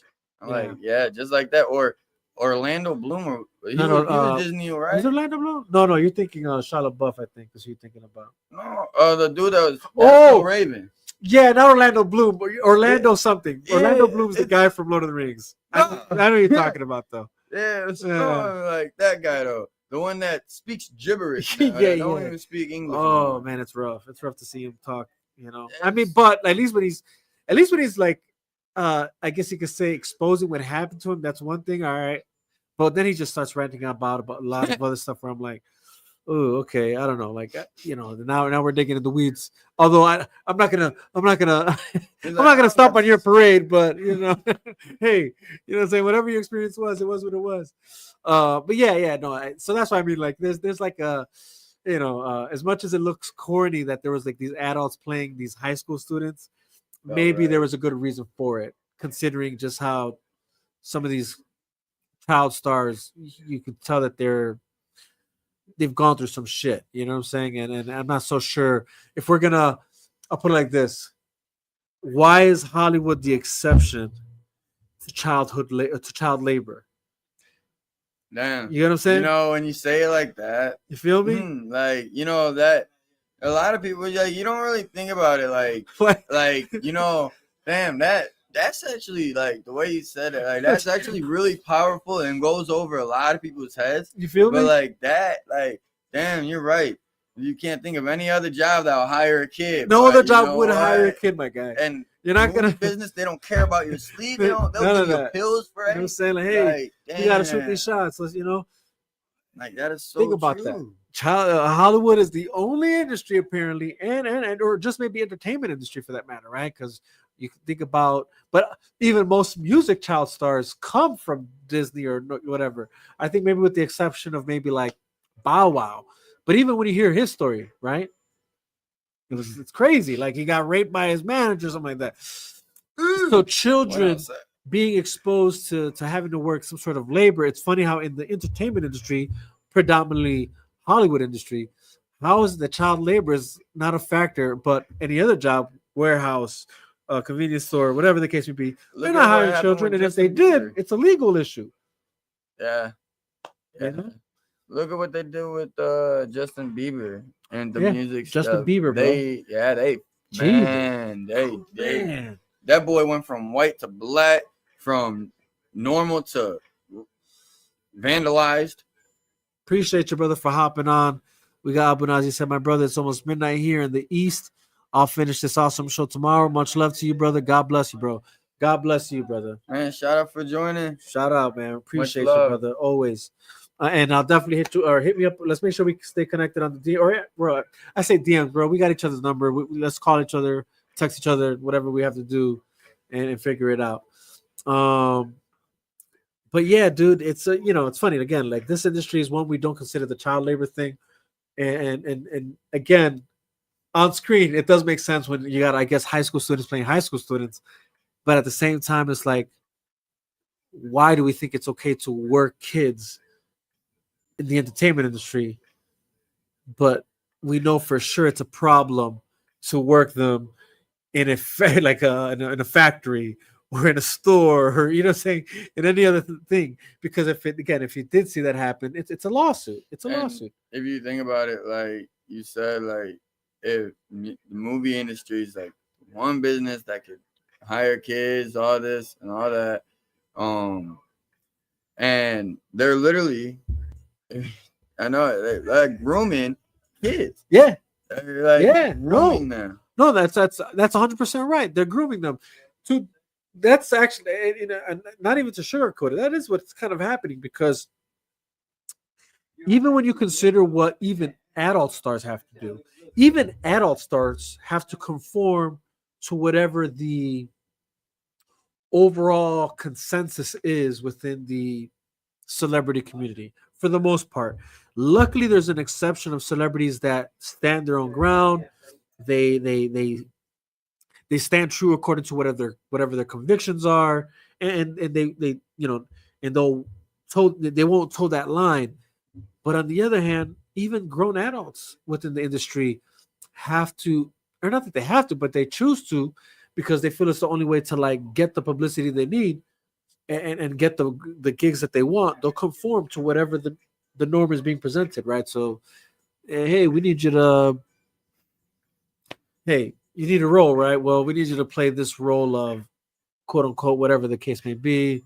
You might have to do this, and they'll do it because, well, like, damn, I gotta show some. And if it's a girl, like, I gotta show titties. Yeah, you gotta show titties. I guess I will, because money, right? Money, like, hey, you gotta show your penis. I guess I will. And it's like, but like, that's crazy to think, you know? That's the girl from Shameless that played Fiona. Yeah. Literally explained that. It was like saying like how that show actually like even like mentally like fucked her up because Crazy. like she was like always doing sex scenes, showing being nude and all this and all that, and they refused to even give her any more. Like they were treating her like a really shitty employee, and that was the reason that she left. And but she was talking about like how all of those scenes originally like messed her up like mentally and like made her feel like a certain way about herself, like, you know. And you think about it, like you said, like it's sad, but like a lot of people will go to people that don't have much and offer them some more that they don't have, and then they're like, all right, well, a scene's a scene, you know, it is what it is. At least my bank account bigger. Instead of being like self-respect, get in the way, like, you know what, I'm not comfortable with that. Like, you know, but you know, I guess that's what makes adult content creators and actual creators. Like, there's two difference. Doesn't make one worse than the other. Just two difference. But yeah, definitely. It's nuts, man. But yeah, man, you look at that, it's like it's crazy just to think the the double standards we set sometimes in our society, I guess. But on that note of celebrityness, to segue into the next topic. Now we're gonna start digging into some weeds. You know, we were having fun, you know, games, movies, you know, DC, Marvel. Now we're gonna get a little into the weeds. Celebrities, though. So these past 2 weeks, obviously, we were talking about the Bad Bunny Super Bowl. Apparently, there's controversy around it. Apparently, I'm not so sure how true it really is compared to, I think, what people make it out to be. And then I think it just turns into something more due to how just I think the media wants it to be. But just to get your, I guess, stance on it, or I guess what you've seen and heard, and I guess, you know, what your thoughts are. Where do you, like, I guess, stand on that as far as Bad Bunny performing at the Super Bowl? And then apart from that, if you're well informed with the controversy around it, what are your thoughts on that? And we'll take it from there. Okay. Well, I'm seeing everywhere, like you said, all over social media, that they are fuming. They hate it. They absolutely are disgusted with America. But they're forgetting that Puerto Rico is part of America. Yeah. So like, okay, you idiots. That's cool. But I also understand, like, you know, it is an American sport, and like everybody that loves football is mainly English, like, you know, and they're not saying like it's bad, but like, you know, it's just what it is. And so like, in my opinion, I think it does suck that like he doesn't have like, and you know, it's not his fault. He makes his own music, you know, like, and so like it sucks that he doesn't have English music, but like he honestly, does, right? I don't. Yeah, but like I don't, even when I'm hearing like his songs in Spanish, like if people actually just like shut the fuck up and just like stop trying to judge and just close your eyes and just vibe out to like the beat and just feel it, like, you know, he did great in Happy Gilmore too. I would love for him to be at the Super Bowl. Like, it's gonna be way different than a Super Bowl that we've ever had, like, because like, again, it's mostly not gonna be in English. But you know, why not give him a chance? Because like, you know, it's a American sport and it's for America, and they are part of America. Just because they're closer to a certain part where they speak a certain way does not make them any less than us. So like, I feel like and especially as popular as a person he is, I feel like it would be the NFL's greatest best interest to like have him up there. His fan base is up there. Like, I think they're gonna get more people that are gonna buy tickets just because he's performing. Like, and so I see a lot of people hating on it like that. Like, you know. And yeah, but like I said, it does suck because it's like you want to understand it, but and it's an America sport, and granted, like they're part of America. We don't like the majority of us don't speak Spanish, Right. so like that's what makes it hard. So it's like kind of hard to really like enjoy like how like the next one would that can understand it, but like if you really care about the American sport, you're not really there for the halftime. You're there like to really just see two teams go head to head and like just be around that like energy. So like that's my like point of view on it, and I think it's crazy because like after especially after that Happy Gilmore movie, like that breadstick. Anytime you seen a breadstick, you want a breadstick, like I think they're judging him way too harshly, and I feel like he's gonna end up surprising everybody because of all the judgment. No, I agree. There's a few things that I personally, when I came across this information, and I touched on this a little bit last week, but I feel there's more to even like uncover, and that's that one. He's not the first Latino artist to perform at the Super Bowl, right? So I did some digging. I'm like, technically, how many is there anybody else who's performed at the Super Bowl that's Latino, whatever? And it turns out there was like 7 other artists that have performed at the Super Bowl halftime show that were Latinos, and Shakira is one of them. J Balvin another. Jennifer Lopez, technically, even though she does English music as well. Enrique Iglesias. Yeah, he's a great one too. You know what I mean? And Gloria Estefan. I feel like there's somebody else I'm missing, but all these people for sure have already performed at the halftime show. Now, that being said, I know part of the discussion last time me and my buddy had last week was, well, okay, well, all these other Spanish artists have performed, but maybe they did English songs.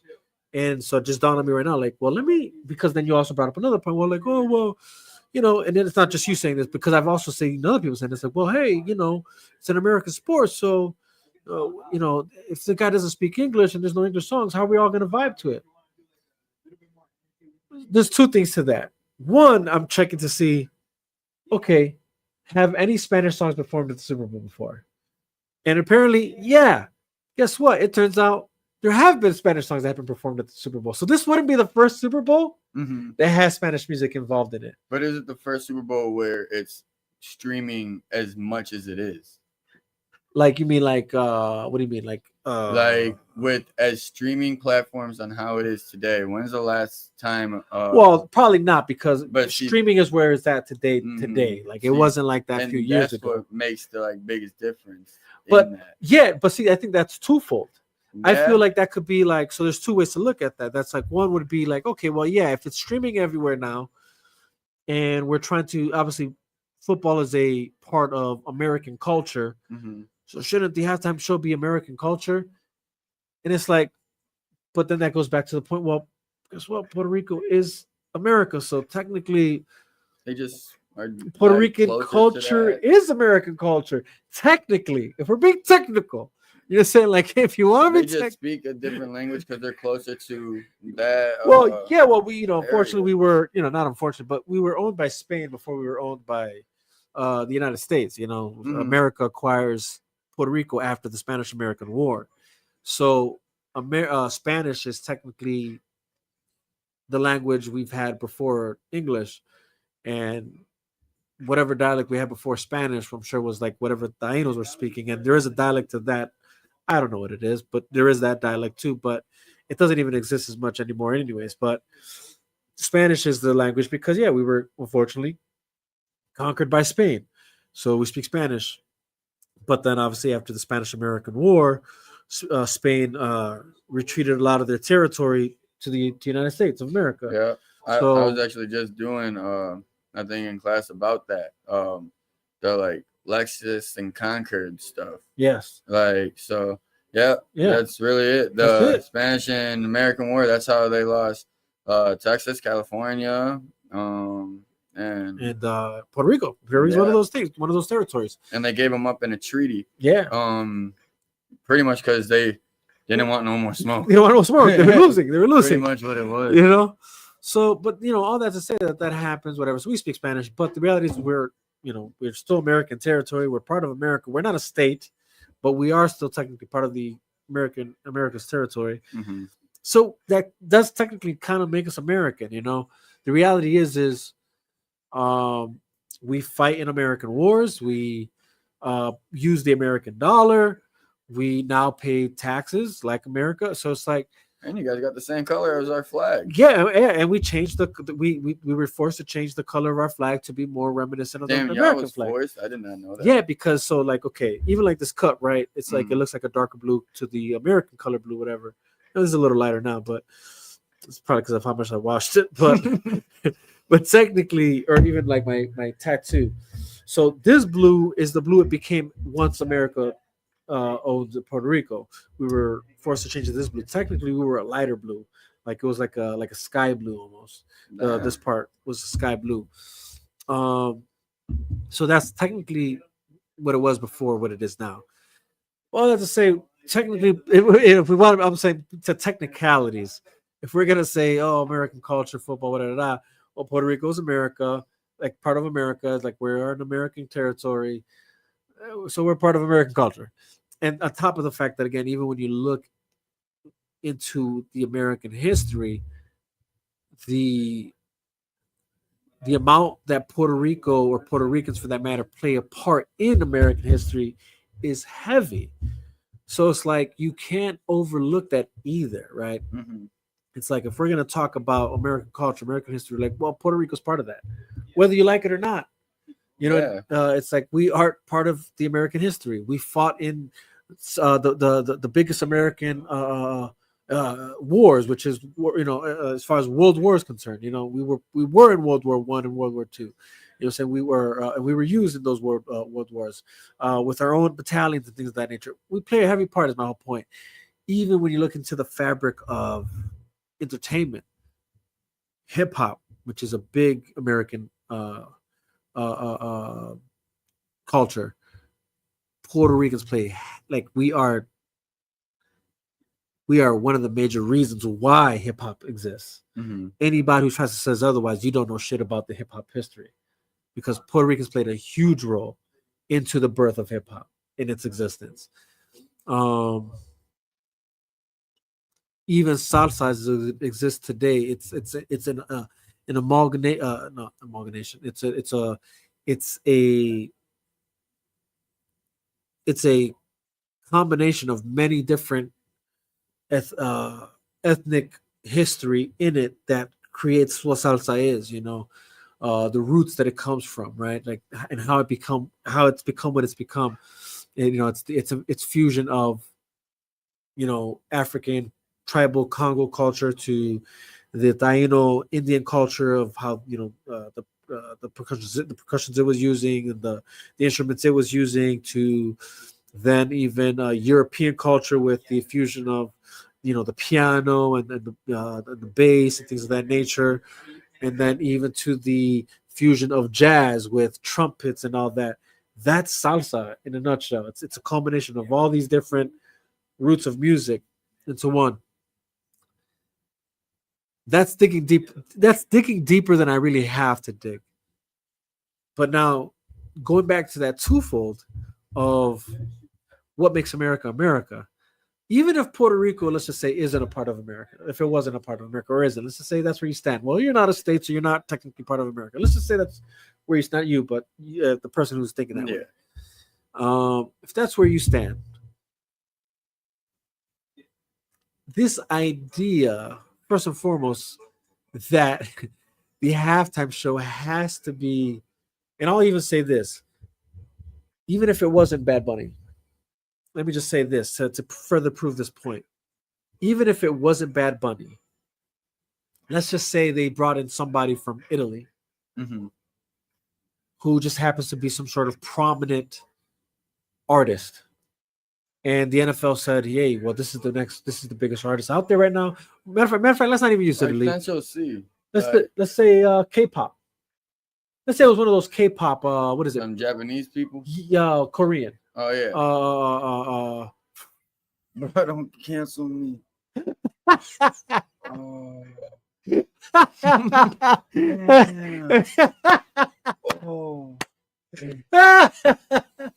Oh. Oh, that's so funny. But let's just say it's a K-pop group, like one of those that exists right now. There's something pink, black, I don't know, something, whatever. Koji, I know you know what I'm talking about. I know you're big on the K-pop. Help me out here. But let's just say it was one of those people performing at the halftime show. I would have no issue with it. You know why? Mm-hmm. Because that's what makes America America. Well, because we're a bunch of nations, like not nations, but like we're a culmination of many everything. different races and ethnicities and cultures. We're want to say unified. I don't know. We're like what's the word that they use? We're a melting pot. That's the word. We're a melting pot of all these things. We have so much diversity. No, it is. We're diverse. We have so much of that in our culture that to make it seem like there's a prominent. There's okay. I'll put it like this: people mistake culture with ideal, and I get it because sometimes they kind of do intertwine. But make no mistake, yes, there might be a prominent American ideal that's supposed to be like this is what America is, the ideal scenario.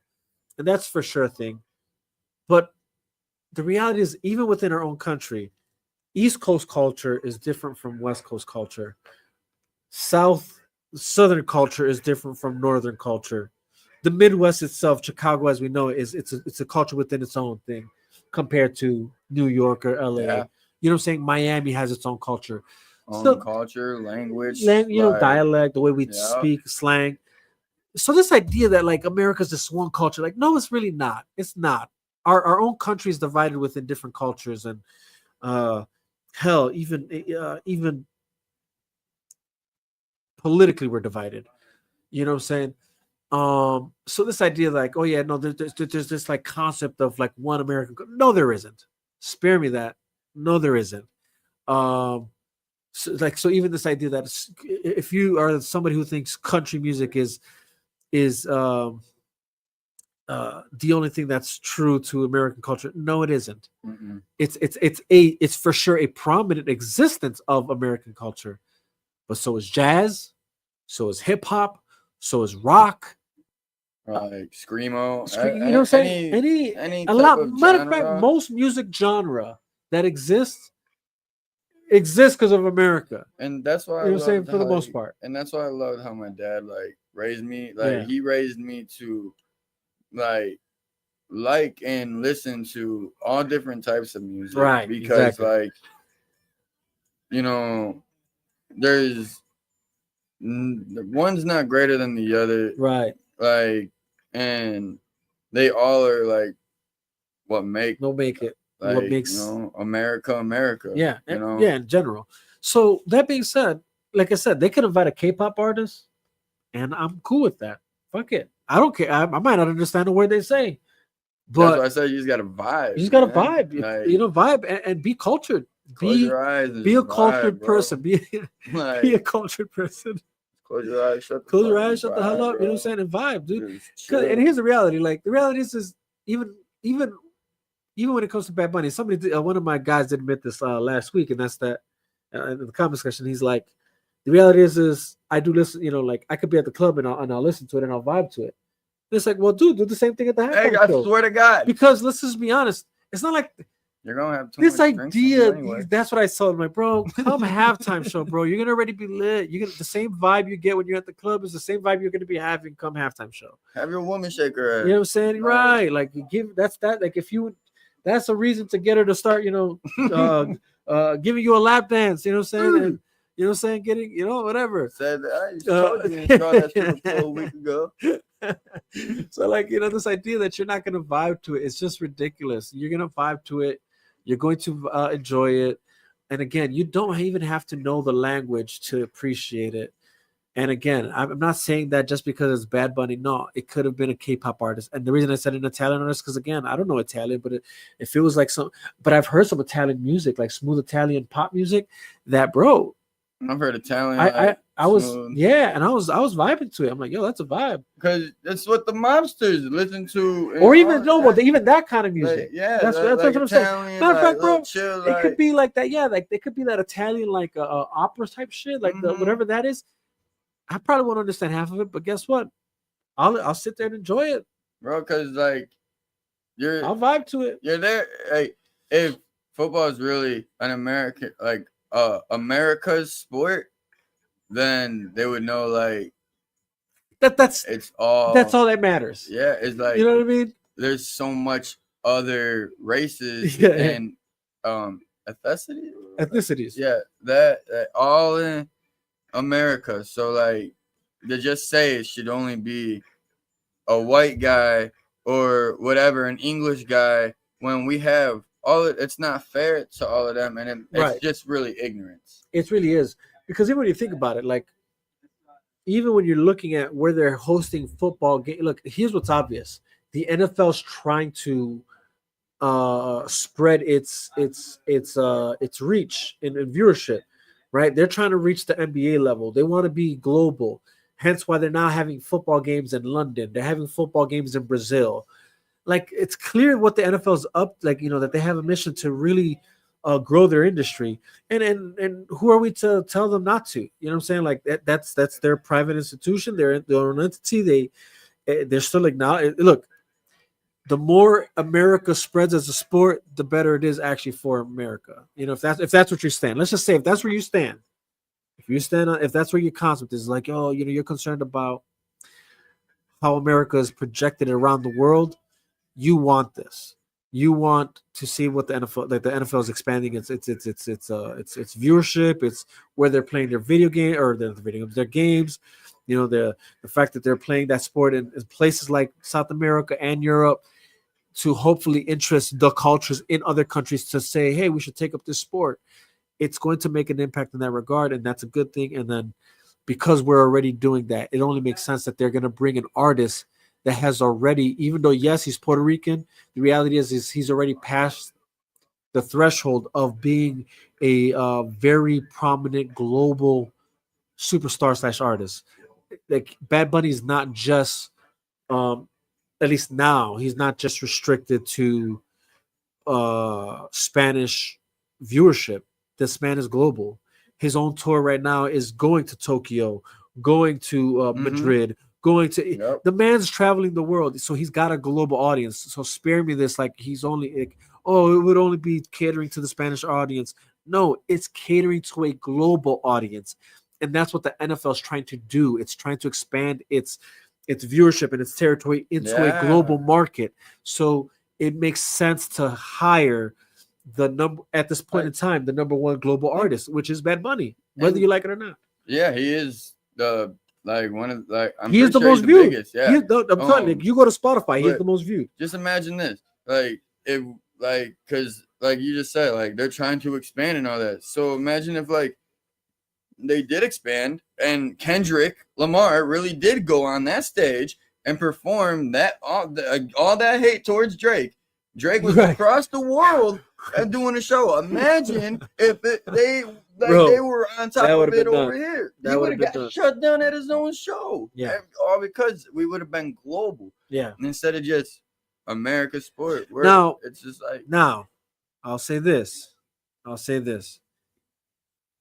If there is any concern, it's, to me personally, I would say don't him speaking Spanish. Look, he speaks English. So let's just pretend like he doesn't. He does. But yeah, his music is in Spanish. Yeah, he likes his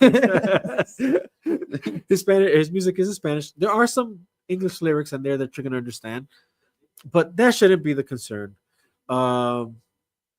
Again, when you understand what the NFL is trying to do, it makes sense. But even apart from that, even if it wasn't that, you shouldn't have an issue with them choosing an artist of another language performing.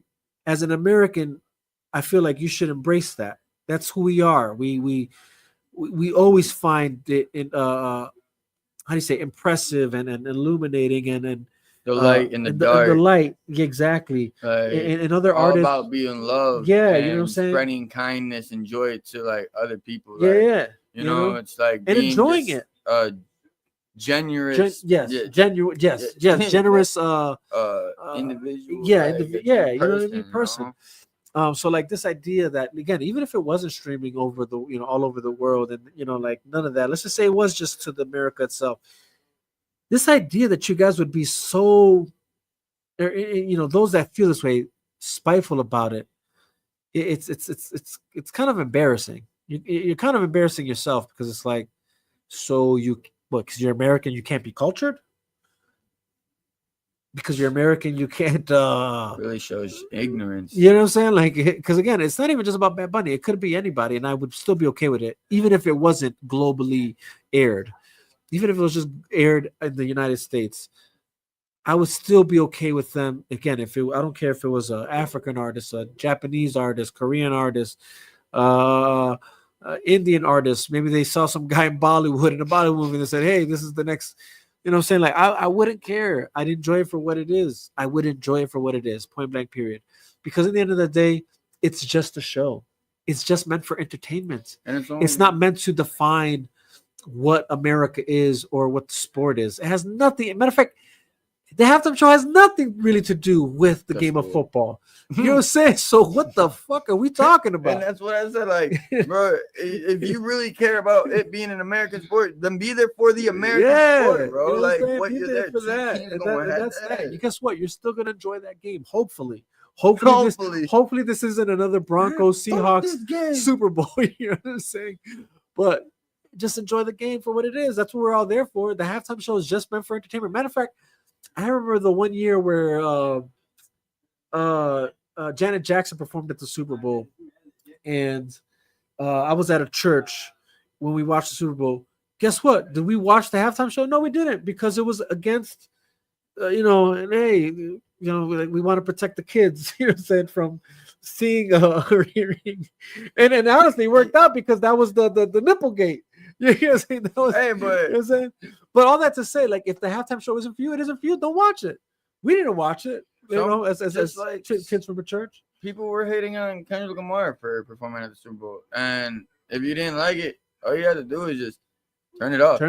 And you turn know it back on with the game box. You know it comes back on like at this time. Yeah, exactly. So the next 20 minutes, 30 minutes. Exactly. So just come back. You ain't gonna miss much if you are late, but like you don't have to sit here and deal with it. Go put on your own halftime show. Right. Put on your own, and that's what we did at the church we were at. They put on their own halftime show. Say, hey, we need you on. Just line up. They hired some like comedian guy who like impersonates Rodney Dangerfield. It was actually pretty. I enjoyed what they did at the church. But all that to say that that's technically what you can do. You can just literally skip the halftime show. But still, if for whatever reason you can't find yourself being able to enjoy other music other than American music, it's kind of embarrassing, because it's like that has no indication of what the game or what the sport actually is. And in fact, it speaks more volumes that America would be able to, or let's just say the NFL as an American sport, be able to incorporate another culture's music and perfectly be fine. Like, especially, but again, I'm saying that as if it matters. The choice and why they went with Bad Bunny still makes sense even outside of what I'm trying to say, and that's that he is the number one global artist, one of the number, if not the number one. He's up there. I know on Spotify he is, but let's just say, he's bigger than Pesa Pluma. Yeah, you know what I'm saying? He's up there is what I'm saying. It's like you're talking about a global artist that is performing globally now, world tour. So he's up there. One, so he's the most known artist in the globe, and then two, Puerto Ricans are technically American. We're part of it, so that shouldn't bother you. But again, the point I was gonna say, what I guess could be concerning, or why, if this was the concern over everything else that I'm hearing, I would give more credit to this argument rather than what I am seeing. Right. Mm-hmm. So again, I don't care if he speaks Spanish only or that's the music's only Spanish. That really shouldn't bother you none. That shouldn't be a concern. But now, this I could see could be a concern, and this was somewhat of a concern. I remember even during or not that it was a concern, but I remember that this was a controversy during the Kendrick Lamar performance, and that and then again, this was up for interpretation. Still not really concrete whether it was what people were claiming it was or not. And that's that apart from the whole Drake and Kendrick beef was that there was political undertones to his performance that were giving some form of, I guess you could say, political speech that probably at the time was very, I guess you could say, amongst some controversial because we were just switching, president and things of that nature. So there was that whole like, oh, was he saying what he's saying because of that, whatever, Who really care? Or not that it. Matter of fact, not that we were. I don't think we were. We did switch presidents already. Come Super Bowl. So like it was all that. And I personally didn't see it too heavy, but I could see why people thought what they thought. And I didn't think it was that big of a deal. But to some, I could see what that was an issue. And I can see that point I can get. Now, if that was your issue here, I'd give you more credit in that argument, right? Like if your concern is like, oh, Bad Bunny, I don't know, he's known to lean left and he's more left leaning with his politics, so he might have some anti-American rhetoric and something of that nature. I'd probably give you more credit there. Like, all right, fine, yeah, he's recently seems like he's been towing the line of saying fuck America. Yeah, saying that type of shit. Y'all ain't shit. Yeah, I'm take over at your Super Bowl. Yeah, like, that I could see the concern. You know what I mean? That I could understand. If anything, I don't see him wanting to he's like regardless it's gonna happen. But like, if anything, I don't see him being like you said. I don't like if he was like that, it would be different. But like, I don't see him being like that. And if anything, I see him not wanting to do it even more because like he sees how upset it's making everyone. Or you guys might push him there if you keep talking that bullshit. That as well. You know what I'm saying? Because a man can only take so much. Did you see the SNL monologue he did? Mm-mm. So it was kind of funny. It was actually kind of interesting. It wasn't really as bad as some people have made out to be, but he pretty much said something along the lines of like, and this is like probably this is the worst anybody could have taken, but even this was not really big of a deal. But it was like he said something in Spanish. He said he was speaking in English, then he said something in Spanish, and then he says, "For those of you who didn't understand what I just said, you have 4 months to learn Spanish to understand me."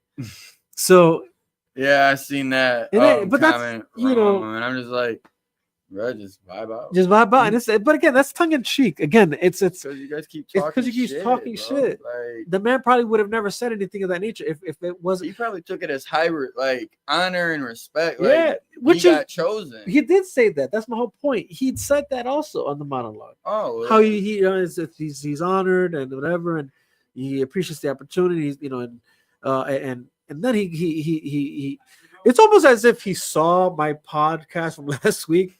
Because it's like he said a lot of things that I was saying, right? But he's like he pretty much mentions like I'm honored and privileged and I shout out to those that did it, that opened the doors and it made this possible for me. Again, shouting out the other Latino artists because again he isn't the first one. So like the fact that they even try to make it seem like he's like the first, like he's not. And technically he's not even the first Puerto Rican artist to perform at the Super Bowl. Technically that's Jennifer Lopez. Because America is just filled with so much hate. Like, so much hate. It's easier to judge. I feel like it's the internet is filled with so much hate. Yeah. I feel like that's wants to join the trend. Yeah. That's it. That's it. I feel like that's what it is. Honestly, I don't think if the internet existed, I don't think there would be as much talk or controversy there is surrounding it. Maybe I could see like tabloids trying to make it an issue. But without the internet, dude, I don't think this would have mattered. I think things blow up on the internet. Things become bigger than what they really are on the internet. Because you got all the like sensitive people that like the people say Gen Zs, all the like newcomers, like, and believe it, like me is like I don't care like how they feel. Like there's a bunch of soft, like a lot of them are a lot of softies, and so they get their feelings hurt and they want to judge, or something doesn't go their way, they want to judge. These are kids that never been punished or hit in their life, right? Like that never got put in a corner for hours, like never got a like that just think life should just be their way. Right. And reality is it's not. And if you live that way, you're gonna be living in a cold world. Right. Like that one lady that was right after Charlie Kirk got like horribly like shit, man. That was like rough. RIP. But after RIP all that, for sure. That one black lady like was talking all that, saying hating on it, saying I all forget that. her name. And, I know who you're talking about. yeah, and next thing you know, she ruined her entire future because of ignorance. Yeah. And you know, if you have an opinion and if it's a negative one, it's easier just to keep it to yourself because you don't understand like how another person might feel. You don't understand like another person's perspective. Like there's so much things you just don't understand. So it's best to just keep it to yourself because you don't know what you can unleash. No, 100%. Yeah, that's probably the best scenario when as a case study to at least one of the more recent case scenarios or case studies to see how people as a whole reacted to that situation. I mean, but there's been many throughout these past couple of years. I feel that it's like, holy shit, like the internet is toxic as hell, dude. You know. Yeah. But yeah, Charlie Kirk's situation is definitely one of the most recent ones, I'd say.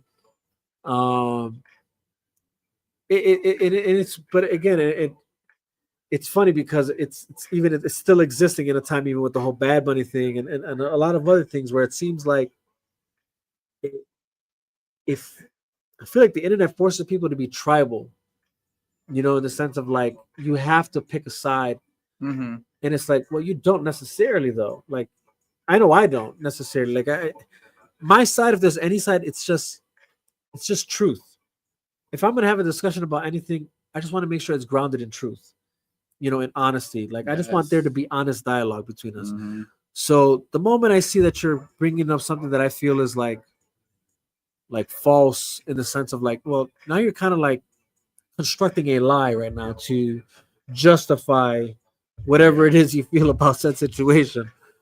That's what I have an issue with. Like, I got into it with a lot of people recently with the whole Superman thing. Because like, oh, Superman, dude, I swear it was crazy. Fucking Superman, bro. But it's because, you know, there was like it was just weird. The whole the Superman movie was portrayed. But my biggest issue with it wasn't necessarily just the film. I was just confused with how people were okay with lying about how bad the film really was. Like, it was almost like people were just wanting it to be good.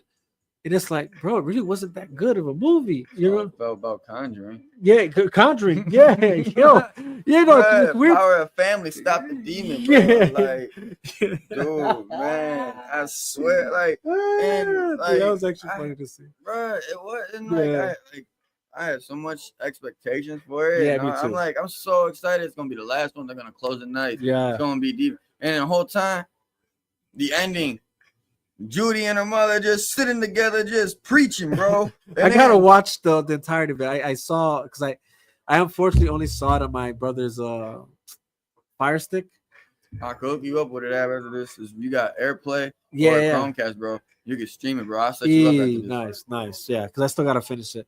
But yeah, no, I know what you're talking about. I seen everybody talking about it online, or at least the people that I saw talking about it online. Right, and that's they all have the same spoilers. Spoilers, bro, everywhere. It's so annoying, man. Like, you have force. It's like a pro and a con, but still a con overly, because it's like the pro would be, I guess, like if you're really about watching movies and don't want it to be spoiled, then you'll go watch a movie in theater. You know, so like maybe that's the pro. Like, all right, if I don't want this movie spoiled for me, I gotta watch it opening weekend. But like, goddamn it, I don't got that money either. You know what I'm saying? Like, sometimes I can't watch a movie when it comes out. Yeah. You know? Fun fact for anybody that don't know. Yeah. Movies always say they come out on a Friday, but they originally come out on a Thursday. So if you ever wanna, like, everybody's expecting it to be on a Friday. So if you want to beat a packed theater, go on a Thursday. Go on a Thursday, 100%. But yeah, so yeah, that's another thing. Jesus, you know, spoiled movies and stuff online. Oh, it's so annoying because Movie, literally within the shows. opening weekend, people just don't care, man.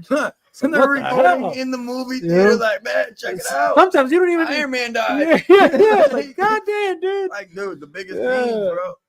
Tobey Maguire, dude, right here. Oh, dude, it's so annoying, bro. But yeah, that's the internet for you, bro. The internet's it's like it's got its pros, but it's clearly obviously got its cons. Um, it it's so easy to fall into, I would say, like you said, trends, but more so trends that have, I feel like, negative implications. You know, like people are more easily subscribed to like something that's hateful. Like peer pressure. Yeah, yeah. Well, peer pressure in the sense of like it's so I'll put it like this. It's easier to I'll put it like this. People are more inclined to watch videos of people fighting than videos of people saving somebody's life. Yeah. You know what I mean? They want to be where the drama is. Yeah, people are more inclined to watch drama and conflict. And so I feel like even when it comes to real life scenarios that encompass conflict or violence or drama, that's what people seem to be subscribed to or invested in, you know?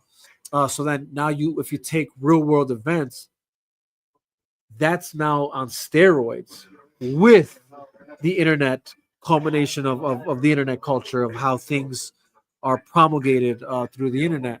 Now, again, it's not to say that good can't come out of it. I'm not saying that either, right? Like I said, there's for sure some pros and good that can come from the internet, sharing information and things of that nature. But it's obvious. I think it's obvious by now, though. We are inclined as human beings to unfortunately buy into drama, you know, and it's just in our nature, unfortunately. And but it's sad too because again, it's like something like again the Charlie Kirk situation. In a world with sensibility, we should have never seen the weird reactions we saw to it. Yeah. And it's not even just the Charlie Kirk. I'm using that as an example because it's the latest example. It's the latest example, and it's the most talked about. Like, so, you know what I'm saying? And probably the most riveting in the sense of like it shouldn't have happened. He was like, in my opinion, like our modern John F. Kennedy, like or Martin Luther King. Yeah, when like, you think about it, right? Because it's like you're talking about a man who's speaking his mind, whether you disagreed or not, whether you thought I don't care if you thought it was hateful or not, whatever you thought it was, maybe you thought it was offensive. But this idea that equates to death, there's a disconnect here. If you think words are on the same level as physical altercation, you're crazy. Yeah. You've lost your sanity. Mm-hmm. You've lost your intelligence, I would even argue. If you think words equate to physical violence, you've lost your grip on reality. Yeah.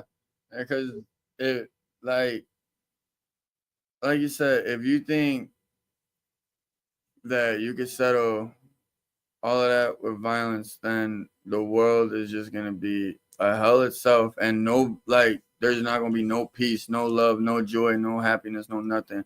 We're gonna be all living in like a horrible society because all we want to do is judge, point fingers, hate, this, that. And it's like, because really imagine what you're saying is key right now, bro. What you're saying is super key. I hope people are catching the point you just pointed out. And that's that. Think about it, if we lived in a world that when somebody saw you celebrating another person's death because you were at odds with what they were saying, and then they took it upon themselves to say, all right, if that's the new norm, well then fuck you too then. And now we're gonna kill everybody you're looking up to. And that you feel is speaking your truth. Because guess what they're speaking isn't what I like. And now that's the new norm. And that's the world we're gonna live in now. Where we're just gonna off anybody we feel like it because of what they're saying. The implications of and that's why this Charlie Kirk thing is spoken about a lot, because it's bigger than what people it's really thinking. Bigger than what people are thinking. And it's not to say that it's it's not to say that his life matters more than, let's say, the children's lives of that literally were lost that same day. Literally the same day he gets assassinated in a whole other state. There was a school shooting. Yeah, I heard about that, and people were like, "Oh, it's not talked about." Yeah, and it's like, no, well, it's not because people. First off, again, and I say this even when I spoke about it, it's like, it's not that his life matters most or matters more. It's the implications behind it. Now, granted, unfortunately, even in saying that, the sadness there is that school shootings have become so prominent. Yeah. That even that seems a little bit more normal than a school speaker getting shot at. No, and that hasn't. There's more school shootings than political assassinations. Let me just that's that. And see, I feel like that a lot of people hated him. Charlie Kirk was one of the most was a big part of the reason why Trump was even elected. Oh, he played a major part in that for sure. And he would just, his main objective was just to try to show that people could go and speak their minds, have a safe space to speak. You could have your point of view, but it's like, and that was like what he wanted. Yeah. Like, you can come up here, I can give you my side, you give me your side. We don't have to agree, but we can at least talk have it out. Dialogue, yeah. So like when they killed him, like and then when they killed him, he was talking about gun violence and how he doesn't believe guns kill people. He believes people kill people. Like, guns is not the problem. Right. People are. Right. And he literally, him dying proved that exact point. Right. Like the gun, like, wasn't the problem. It was the dude, the person behind the gun. Mm-hmm. And it's a lot when it comes to like his situation, and a lot of the things like that. A lot of people, like, if you just pay attention, you'll see like it spoke for, like, there's a reason why like over like 10 million people gathered around the world, because he wasn't just speaking like, and he wasn't a politician. No, he really wasn't. Yeah. Like, he was a man of God. Yeah. Like, he was always preaching about God, and what was in the Bible is what he lived by, pretty much. And which is okay. Yeah. That's how he believed it. Just like that was his truth. Everybody is entitled to their own. It should never be assassinated for speaking their own opinion. Right. Because, like I said, if that's the case, just because I disagree with somebody, that don't give me a right to shoot him in the face. Right. Like, that's just that's just monsters living in a jungle. Yeah, no, and here's the thing, like, let me even say this. That has happened, right? Like, you've seen goofy niggas in the streets get into bullshit over that shit, right? Like, motherfuckers just talking shit to each other, and all of a sudden there's a shootout. Yeah. So like that happens, but like that's also kind of expected, and that, you know what I'm saying? And this is what I'm saying. Like, it's the unfortunate norms that have been created that we now live in, that now would make it seem like one thing is, I guess to those that feel like it's being talked about more, to why does it seem like that's more important than these killings or these shootings? And it's not that it is, because it's not. All death in all circumstances is sad, and it's and it shouldn't be happening. The unfortunate reality, though, is that we have been numb. We've become numb, and there's another word I was looking for. We've become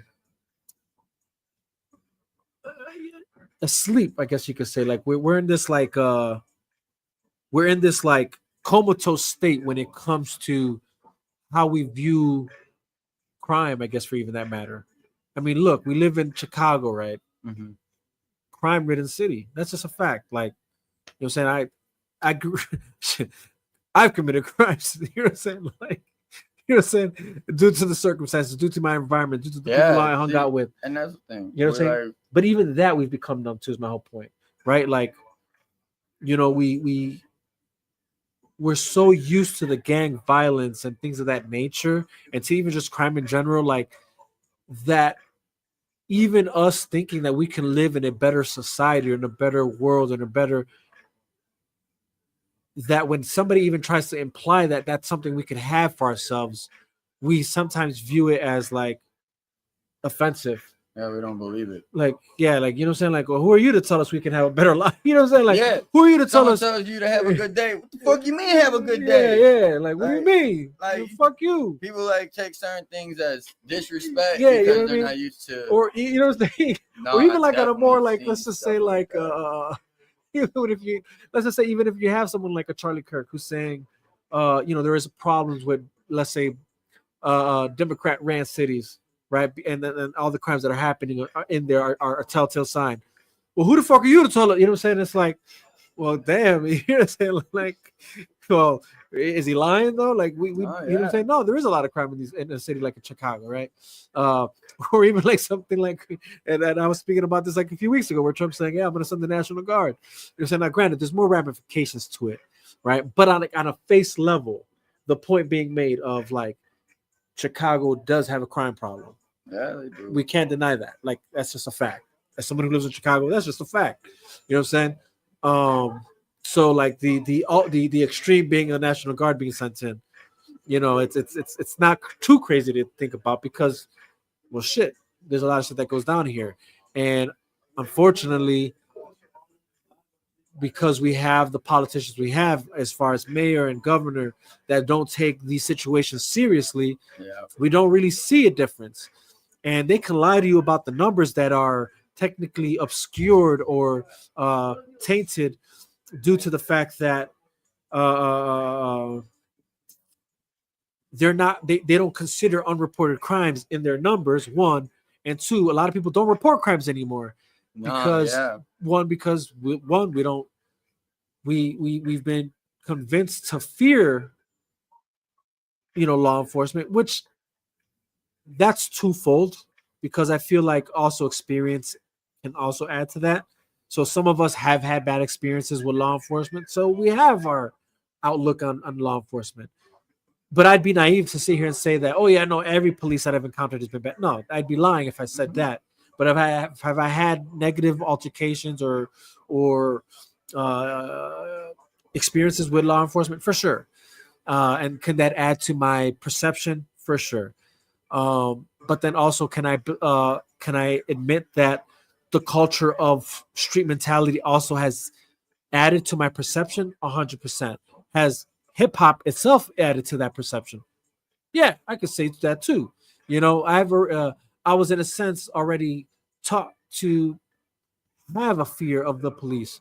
As I remember as a kid, due to the fact that the idea was they're not kind to my people, and when I have unfortunate circumstances occur, it's easy to see that. Then, you know, it's like, oh yeah, no, it's all true, it's all true, and it takes for me to then finally have alternate experiences to realize like, oh shit, well maybe it's not all true, and then it takes for me to then like kind of live out of the hood and move out of the hood and realize like, oh wait, maybe cops are just they are the way they are because they're in the city. You know, when I was living in Freeport, that was like the biggest thing is like when I moved back to like Woodstock, it's like seeing like the different environments, like how the police were, like, and all that, and then going like and everything being like, you know, as crazy as it was, and then going to like something like so small, it's like you see like maybe they just stressed out, like, you know, there's more to it. There's more to it. There's nuance to this conversation. And then the longer you're away from like all of the drama and all that, you start realizing like, damn, maybe they do have a point on being upset. Like, bro, they just going to do their job. Motherfuckers trying to throw their ass through a door. That pissed me off. Yeah, exactly. But like, no, like 100%. Like, I've met a couple of cops. Only one that I can say for sure that I actually fuck with. I've met a lot of nice ones. But then like, you know, growing up the way I grew up, like I met a lot of horrible cops and a lot of mean ones. But I never judge, like, and I do this for even everybody in general. I never judge, say if this cop did something horrible to me, I'm not gonna judge the next one Right. like this one just judged, you Right. know, because everybody's different. Right. So like everybody is gonna like you can't hold everybody to the same accountability to someone else. Otherwise, like all the problems you're gonna have. You're gonna have so many problems. Which unfortunately, it took me a while to learn that myself. Because unfortunately, as a kid, again, like I said, I feel like we were taught to fear them, and because they were supposedly the ops. You know what I'm saying? And that's what I was. You know what I'm saying? And as a shorty growing up, that was the thought process. Oh, these are the ops. You know what I'm saying? The cops is the ops, and but then you grow old, and then even while still dealing street shit, I realized like, well, fuck, I got a lot of ops than just the cops. Matter of fact, I got more ops that are not cops. You know what I'm saying? Like, it's crazy because, like you said, when you're young, you look at the cops like they're your ops, yeah, and it's like you're more scared of the police than you are the actual people that are trying to kill you. Yeah, like exactly. Because one, you can at least do something about it. Right. The other, once them cuffs around, you cook. So That's it's fact. like at least one you could fight or flight. You know, pray like it could go either way. It could go either way. But I will say this: I think when I realized, like, oh well, I got more ops out on these streets than I realized than just these cops, was when you finally get into a situation where you realize, oh no, this is life and death out here. And I'm realizing that these guys are quicker to wanting to kill me than these guys are. No, bro, you know what I'm saying? Like, get the fuck it turns out I've been shot up by the actual ops. You know what I'm saying? Whether they were opposite war crews or opposite gangs and shit. You know, from the neighborhood I was in. Those are the guys I'm getting shot at by. You know what I'm saying? Like, it's because when you're young, like, you're with all that shit. You want to be in all that shit. Yeah. But when you get older, you're like, bro, I don't want to live this shit no more. I want to I want to live. Like, well, again, it's. I think the moment.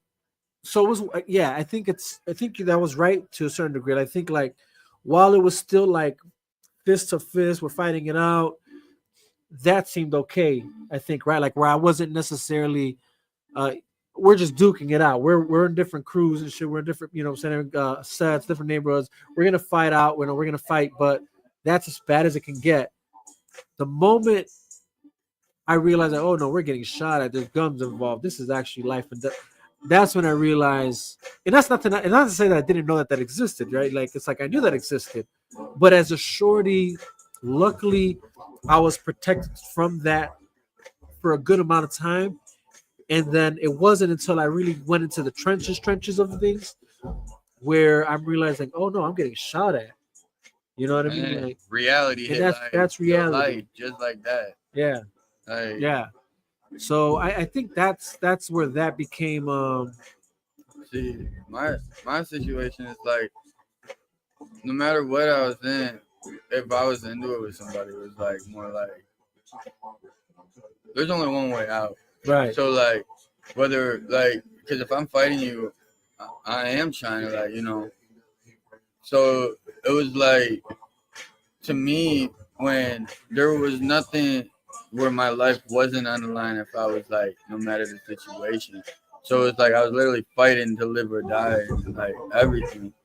Like, so it was like, and then when I got like older and I moved, and you know, I started being around like my grandma, and I reconnected with my brothers, and I realized like, yeah, no, I don't, you know what, I'm cool. I like living this, because like, you know, when you're in the environment and that's all you know and that's all you're taught, like you think like that's normal, and then like then like, so you're used to all of that action and jumping, like, you know, that exactly. But like then when you move and like you can actually reflect from an side perspective, and you're like, bro, what the fuck was I doing? I hate looking at photos or videos of my past, because it's like, dude, what the fuck was I doing? Like, dude, that's not me no more. A whole different person. Right. So like, yeah, so fucking environments, man. No, that's what it is. It's the environment we grew up in. But things okay when when it's really not. And that's what I mean. Like that's what I mean when I say we become numb to it. You know, that we don't really, I guess, realize how bad things really are. and that it's not normal to live in these environments that we live in, we've just become normalized for us. That we think it's we have to accept it, when it's like, well, no, we still have a choice. We've been fooled into thinking there is no choice, you know. Facts. So That's- so that's that, and I think we'll second into this, and this is where we'll wrap it up, because we've already been going live for a long time. But what is your take on, I guess, now that we're talking about, environments and things that are happening, what is your take on, I guess, the like the latest ice interactions out here in Chicago? Like, do you are you keeping up with that? You've been watching like the Yeah. news, or do you Yeah. obviously it's all over social media, Oh, especially yeah. here in That's where I Chicago. get my news. Social media, I don't even, so there's so many ways I look at this, because like I'm not one person that just looks at one perspective. I look at a lot. I see it as, like, from my first perspective, I see it as it's wrong. Like, our country's built off immigrants, and it's bullshit. Like, that they're taking people and sending them back to where they're from, breaking up homes and all this and that. Like, because I got family, my stepdad, Yeah. so like I have that perspective, but then I also got the perspective, like, how are we supposed to better our country if we just keep allowing everybody to keep storming our borders and all that, when we already have so many problems within our country, and a lot of our problems come from, like, we didn't say immigrants, but other races, like it. And so, like, people, like, they're really trying to take out the illegal criminals first before anything. Yeah. Like, they're sending them to, like, the dangerous neighborhoods and all that, which I kind of agree with, because it's like, I want to be able to, like, live in a country where it's safe. Like, in reality, that's not really gonna happen, because there's gonna be crime anywhere. Right. But no matter immigrant or not immigrant, Right. But I also look at it like that, like, when do we say no's, like, enough's enough, where we can finally start getting on lot? And if you are an illegal immigrant in our country, why are you here breaking the laws, committing these crimes, and doing all this when you're already here illegally? Right. If you're gonna do that, go to your country and do that. Like, why are you helping destroy ours when you're not even originally here? Yeah. But, like, so, like, I differ, because, like, I understand everybody's perspectives, and that's a hard situation, because it could go either way. Like, one. So it's like, you gotta watch what you really say on it too, because it's like that's a touchy subject, like, because, like I said, our country, everybody's gonna have that perspective. Yeah. Our country's built off immigrants. They love our food. They love it. Like, they're always gonna say this about that, but and then like, man, they it's a lot, but really it's more like, it's either you want the best for your country or you don't. And as heartbreaking as it sounds, like, the reality of it is, if you're here illegally, you're most likely going to get sent back. As sad as that sounds, that's just the reality of it. Yeah. And, like, by all means, while you're here, try doing everything you can to get your stuff. Or if you know they're going to send you back, grab what you can and, like, go there, figure something out, like, try other, like, because I don't want them to send them back. I don't. But, like, what can we do? Like, our country's not going to get better if we don't do nothing. And, everybody's saying, well, they're coming here for a reason. Yeah. Well, at the end of the day, people are invading countries everywhere, but like you don't, and we're not the only country deporting other immigrants back. Yeah, no, that's a fact. You're right.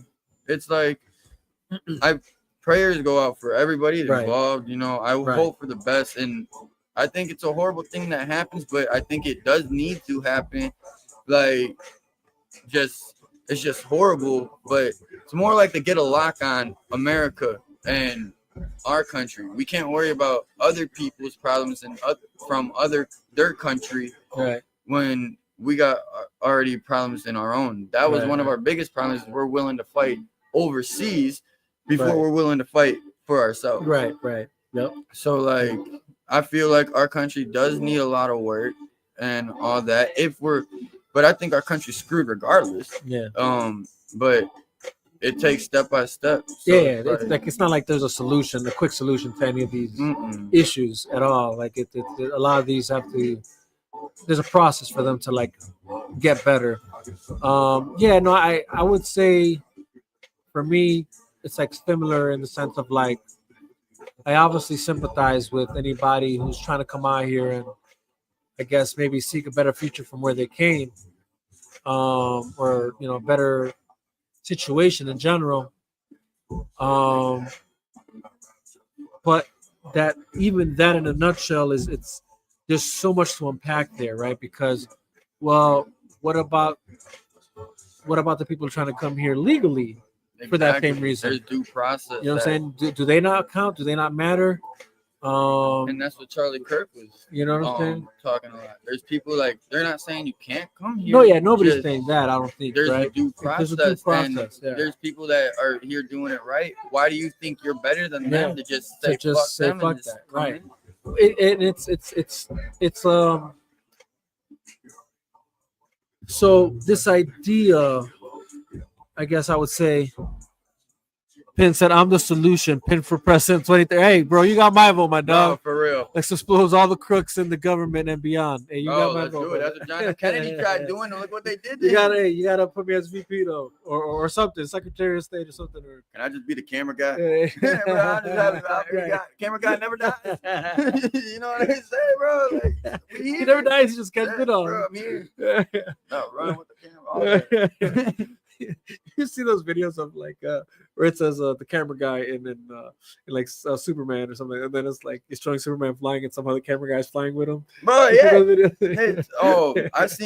don't think I've seen that video. I've seen a video like with Jason or Michael or like how doing like I've seen a lot of like parodies of stuff like that, like of like someone driving in a car and a dude sprinting on the side of the car, just like this. That's the one. I seen that. It's the same guy. That's the same guy. That's the same guy. He does those videos. God. Yeah, that's what I thought of when you said that, the camera guy.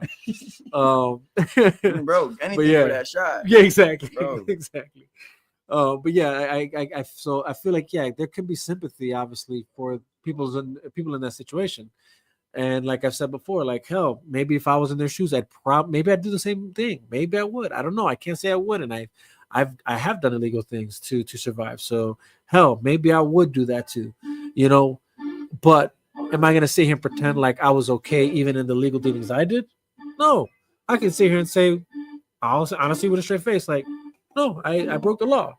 Exactly. And I fucked up. I did wrong. That's what luckily I wasn't caught, but it is what it is, So like that being said, I sympathize and empathize because, like I said, I may have done the same thing, and I guess for me, one of the things that I guess that I've kind of been annoyed with certain people that are talking about, especially from Chicago.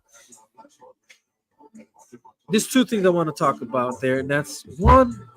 I see a lot of people trying to make it seem like gangbangers have to get involved in protecting the neighborhoods.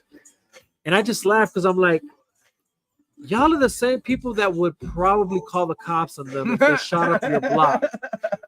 If they shot up your block, you're the same people that would call the cops on them. And now you're trying to make it seem like you admire them and you're adhering to them. And oh, because these are the people seeing from the outside you perspective. know what I mean? Like, and it's like, bro, you don't give a damn about their lives. Let's stop pretending like you care that they exist. Matter of fact, outside of the situation, you probably wish that they didn't even exist.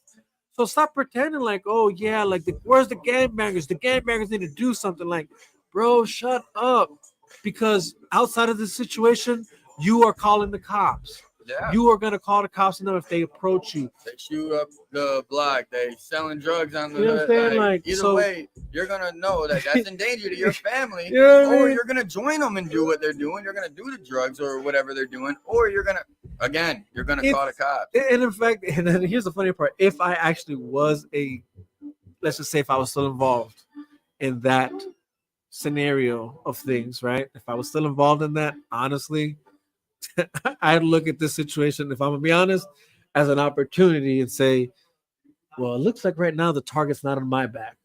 So I'm gonna go ahead and keep doing what I'm doing, because I might just slip under the radar. Because it looks like the feds are more concerned with that side of things. So actually, I'm gonna, matter of fact, fuck all y'all trying to get me involved. I'm gonna keep my mouth shut and I'm gonna keep it pushing because there's money to be made. No, bro. You know what I'm saying? If I'm gonna be honest, you know what I'm saying? That's actually how I would look at it if I was still on that side of the fence of things. No, but again, it's funny to just see this hypocritical viewpoint of all of a sudden you want gangbangers to get involved when you know damn well you guys are the first ones to call the cops on them when they shoot up your block and things of that nature. So it's this weird dichotomy that exists right now with that.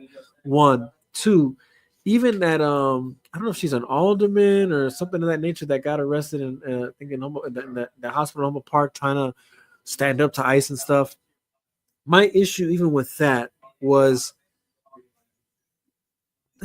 that's nothing but a political stunt. You may have fooled everyone else. You're not fooling me. That's a political stunt. First, you knew nothing was gonna happen to you. Like, oh, I'm getting arrested, whatever. You knew what you were doing. You did that on purpose. You wanted that angle. You wanted that camera shot because you're hoping it's gonna help you get reelected.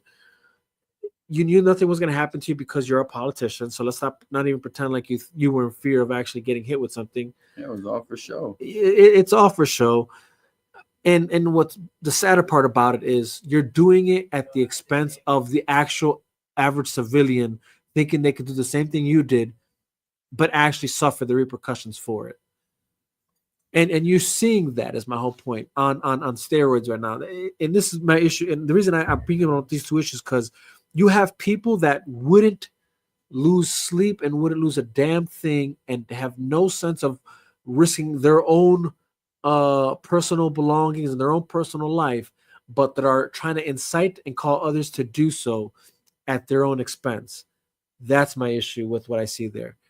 For that politician who you're only doing what you're doing for your own political stunts at the price that people are gonna then actually pay, thinking they're gonna do. Oh, she did it, I'll do it, and then they actually pay the price.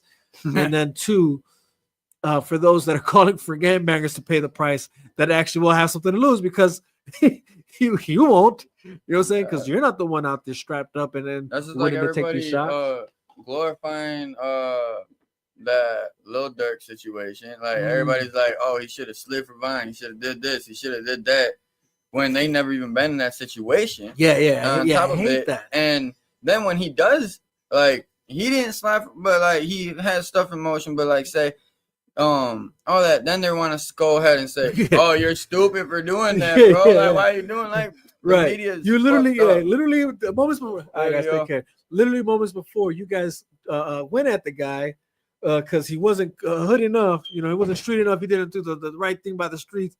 And then when he does something that's shiesty, oh, what a dumbass! Yeah, exactly. Like, you know, you're damned if you do, damned if you don't. They want to glorify all of these serial killers and these gang members, and like the music doesn't help. But like then you got all of these YNs, all of these YCs, or what they call like all of these like young people that just are trying to crash out to prove themselves for a name to because they think, oh, this is what life is about. Like, bro, go watch the movie Cars. Like, go get like some like right. some kindness in Kindness, you. You need yeah, some, yeah, you yeah. need some nice, You like, need- you need something to something cleanse to your mellow you soul, out. you Yeah, know? yeah, yeah. Because like all that other stuff really I don't know if ain't Cars it. is gonna do it, but Nemo, Finding Nemo. That's always been my go-to. Maybe watch some Lion King. I don't know. Bro. You know what I'm saying? Oh, No, bro. but you know that's just the crazy part is like just so much hypocrisy when it comes to look, I say what I'm saying and I get it. Look, I get it.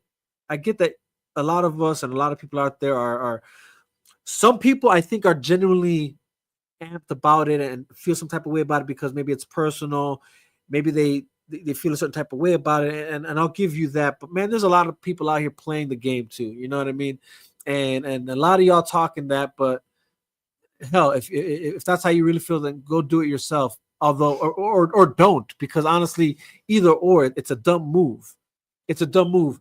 And matter of fact, here's the crazy part: for the same people, you guys are the same people that were talking shit about that the National Guard shouldn't be sent here. Y'all keep walling up and attacking federal agents. That's exactly what's going to happen. You know, what the, That's like what and you know that's the case because it already happened in LA. You know what I'm saying? So it's not like what I'm saying is like, oh, you don't know that. No, we know that. Because that's exactly what happened in LA is that is that you had ICE agents getting attacked physically, and in order to protect federal assets, they sent in the National Guard and Marines for that matter. You know, so this idea that we're gonna let's act up and fight against ICE, like, and think that there's not gonna be anything to follow up with that, like you're kidding yourselves. And again, shame on these politicians that are playing the game, and you guys are falling right into the trap. Like the only reason you got Pritzker talking in that game, because guess what? He's not going to be affected by any of this shit. Same thing with Mayor Johnson. He'll talk all that game because guess what? He ain't going to be the one dealing with that shit. No, They're safe. They're safe within their four walls, behind their ivory towers, behind the security, the enforcement that they actually that they use to protect themselves. While the rest of you civilians who think, oh yeah, you're thinking that they're actually fighting for you, bro. They're not fighting for you. They just think that you're stupid enough to believe that they're actually for your fight. Meanwhile, they know damn well the only reason they're talking that shit is because they are protected. They know how to manipulate the public into thinking like what they want, like what they want. When damn well, like if that was really the case, then there would have been an actual way to stop this from happening. But guess what? Here's the cold reality: they can't stop it. They actually can't stop it. And hold on, looks like the camera went out. Oh, that's why we hit the 3-hour mark. Let me switch out the camera here or the battery. I think this is it right here. I was like, what? We're living in the dark right now. It's okay. My grandma says I'm the night light. Whatever Granny said, go. I can still hear you if you want to keep chopping up with them. But yeah, it's crazy. We just fall into, and I mean, and it goes back to that like thing we were saying, like how people are just trying to be on the trend and want to like follow. They're just following what they see online. Mm-hmm. And like the more they hate, then the more they talk. Like they just want to end up trying to think that they like. How do I say this? All that negativity really doesn't do nothing. Like you could say they can go here, they can go there. It really isn't gonna make no difference. Crime is gonna happen everywhere, but it shouldn't be glorified, and you shouldn't. If you are not in that type of environment, you should not be commenting, or you can comment, but you shouldn't be like really saying what the other side should like, what someone should do, like when you're not even the type to jump into the field with them. Like you're more to feel safe with, like he said, you're more to feel safe within your home like commenting on your computer or your phone and letting everybody else go do the work. And that's how the government has us kill each other. You know, they like put guns on trains, leave trains where in the middle of tracks so people can just go and get the guns. Like, you think I don't know. We getting the thing back up, but yeah, our government is doing more harm to us than we do. They've been pushing drugs in our own country for God knows how long. They supply our guns. They allow us to like come, like they allow us to come here illegal. Like our government allows us to do everything. Like a lot of our attacks on America was planned from the inside. So it's like, you know, they only tell you what they really want. They only tell you what they want you to know and what they get you to believe what isn't a reality. Oh, we're back. Okay. So it's like, I don't know. People just always got something to say and always like want to judge, and I just don't feed into the media because a lot of it be false. And if they're talking about a certain thing here, it's because something bigger is going on over here. They're not just doing it for show. Like, I don't know if you remember the alien situation, when the government finally discussed how aliens have been here. Aliens are real. They're this, they're that. Like, we had a press conference. Mexico even had a press conference. And there was a reason for that, and it was because there was something wrong going over here. So they wanted, like, to be like, boom, like, check it out. Fucking, but, yeah. There's a lot wrong, but as people, all we could do for ourselves is just love each other and be caring, you know, believe in karma because karma is real. Do unto others as you want done unto you, because it's on now. All of like that negativity don't get you nowhere. Like, it's best to just be positive and do everything with a good heart and good intentions, because that's what makes a person a human. 100%. And if you're just going to live this life judging and trying to tell, like, point fingers, say for people to do this, do that, or anything that isn't you, then you're just wasting time. Like, 100%, man. You need to, every second you guys valuable. That's the most expensive thing in this world, and that's time. Right. So, like, don't waste it on all that negativity and fitting into that hate, because that ain't gonna get you nowhere. No, it's not. And unfortunately, we had China take down our systems. Makes me feel better about my comment earlier. You know what I'm saying? Shit about the K-pop shit. We had China. No, I'm messing around. I'm messing around. Oh. Damn. We have ice. They set down our. I'm a church boy. Shut us down. You shut us down. No. They knew what we were on. They heard the convo and they was like, these motherfuckers, they knew where we're going with this shit. Right? Like, they preaching. Turn them on. They can't go anymore. No. Pin was in the comment section though. Appreciate your homies. The camera. Look, so yeah, we lost signal over here. Okay. Warning. Yeah, I appreciate everybody for hanging on with me. I might have I got lost on the convo the whole way because like I'm over here watching him do the camera stuff, right. And I'm trying to stay focused like a lot going on. Convo, and then I'm not seeing anything, and I'm just sitting here like me and my thoughts type thing. So I was trying my best, but no, you did a good job. Next time it's gonna be better. Next time I just start talking about, talk about some Bitcoin or something. No, I don't even know. He said, don't be negative, just buy Bitcoin. What's in your wallet? You know what? Bitcoin's one of those things that I own. I definitely own stocks in it, but not too much. Not too much. But to piggyback off what you're saying and kind of like, close up what we were last talking about, I would say, look, man, I think with any situation, the best of heart is all you can do to bring forward. But at the same time, you have to have some sort of sensibility, right?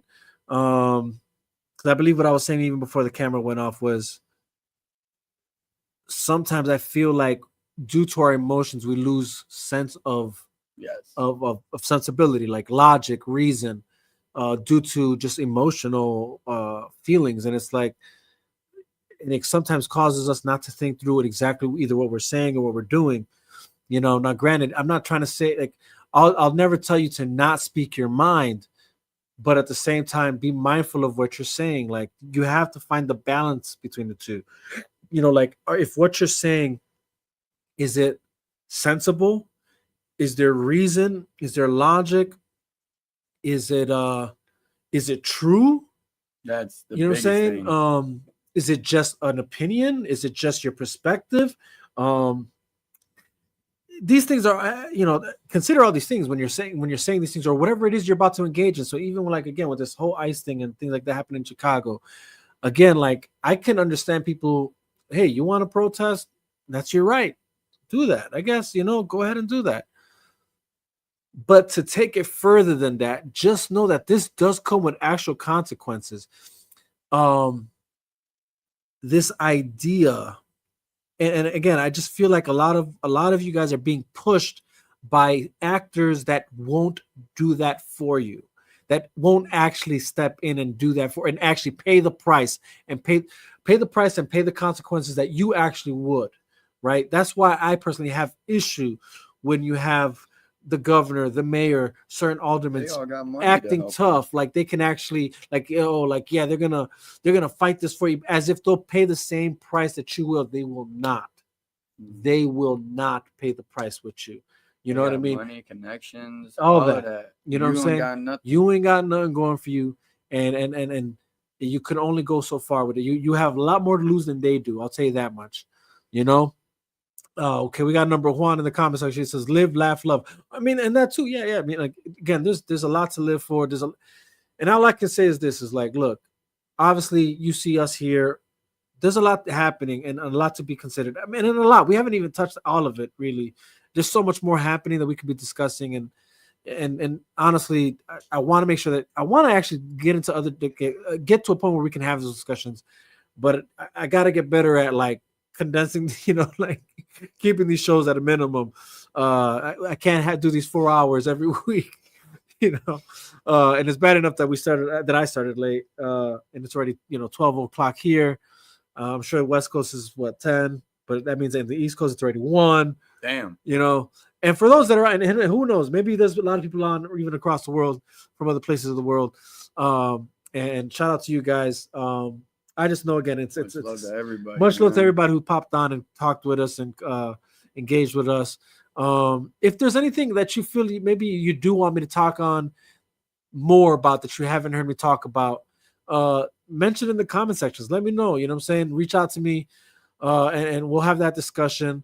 Again, I'm only touching on things that I watched, that I engage with. And then, once I knew I had Travis on, I wanted to make sure that there was things that we could talk about. But even with us being here, just know that if there's any other conversations you guys want to talk about, always let us know. Keep us, keep in mind we're willing to talk with you guys and, discuss other things if there's time. If there's no time, I'll at least always bring it up. I'll make sure to note it, and then I'll make sure to note it and bring it up in the next live that we do. Number one said, and in Australia, it's already tomorrow, and Antarctica, it's yesterday. It's already tomorrow, and it's yesterday. Facts. No, for sure. It's so, I mean, that's that's just the way it is. But again, for those that hopped in and tuned in with us, I appreciate you guys. I want to make sure, again, there's a lot to discuss, but just to wind down this conversation and bring this to a close, I would say, again, it's like I can feel for those that are feeling some type of way about it. Hell, like there's people that I know that, hey, they for sure, came in illegally, and I know some that have parents that came in illegally, and I have nothing but love for them, and the last thing I would want and to see is for them to go. You know what I'm saying? Mm-hmm. So again, I get that. It's I get that the emotional aspect, but to pretend like there aren't other angles to this that can't be there, that shouldn't be discussed, or as if this is like a plain black and white situation, it's really not. It's not.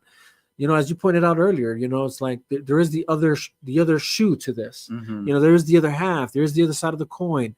And that's that. The reality is there is a danger that comes with just having open borders, in which we did have. There's the safety aspect. There's the sustainability aspect.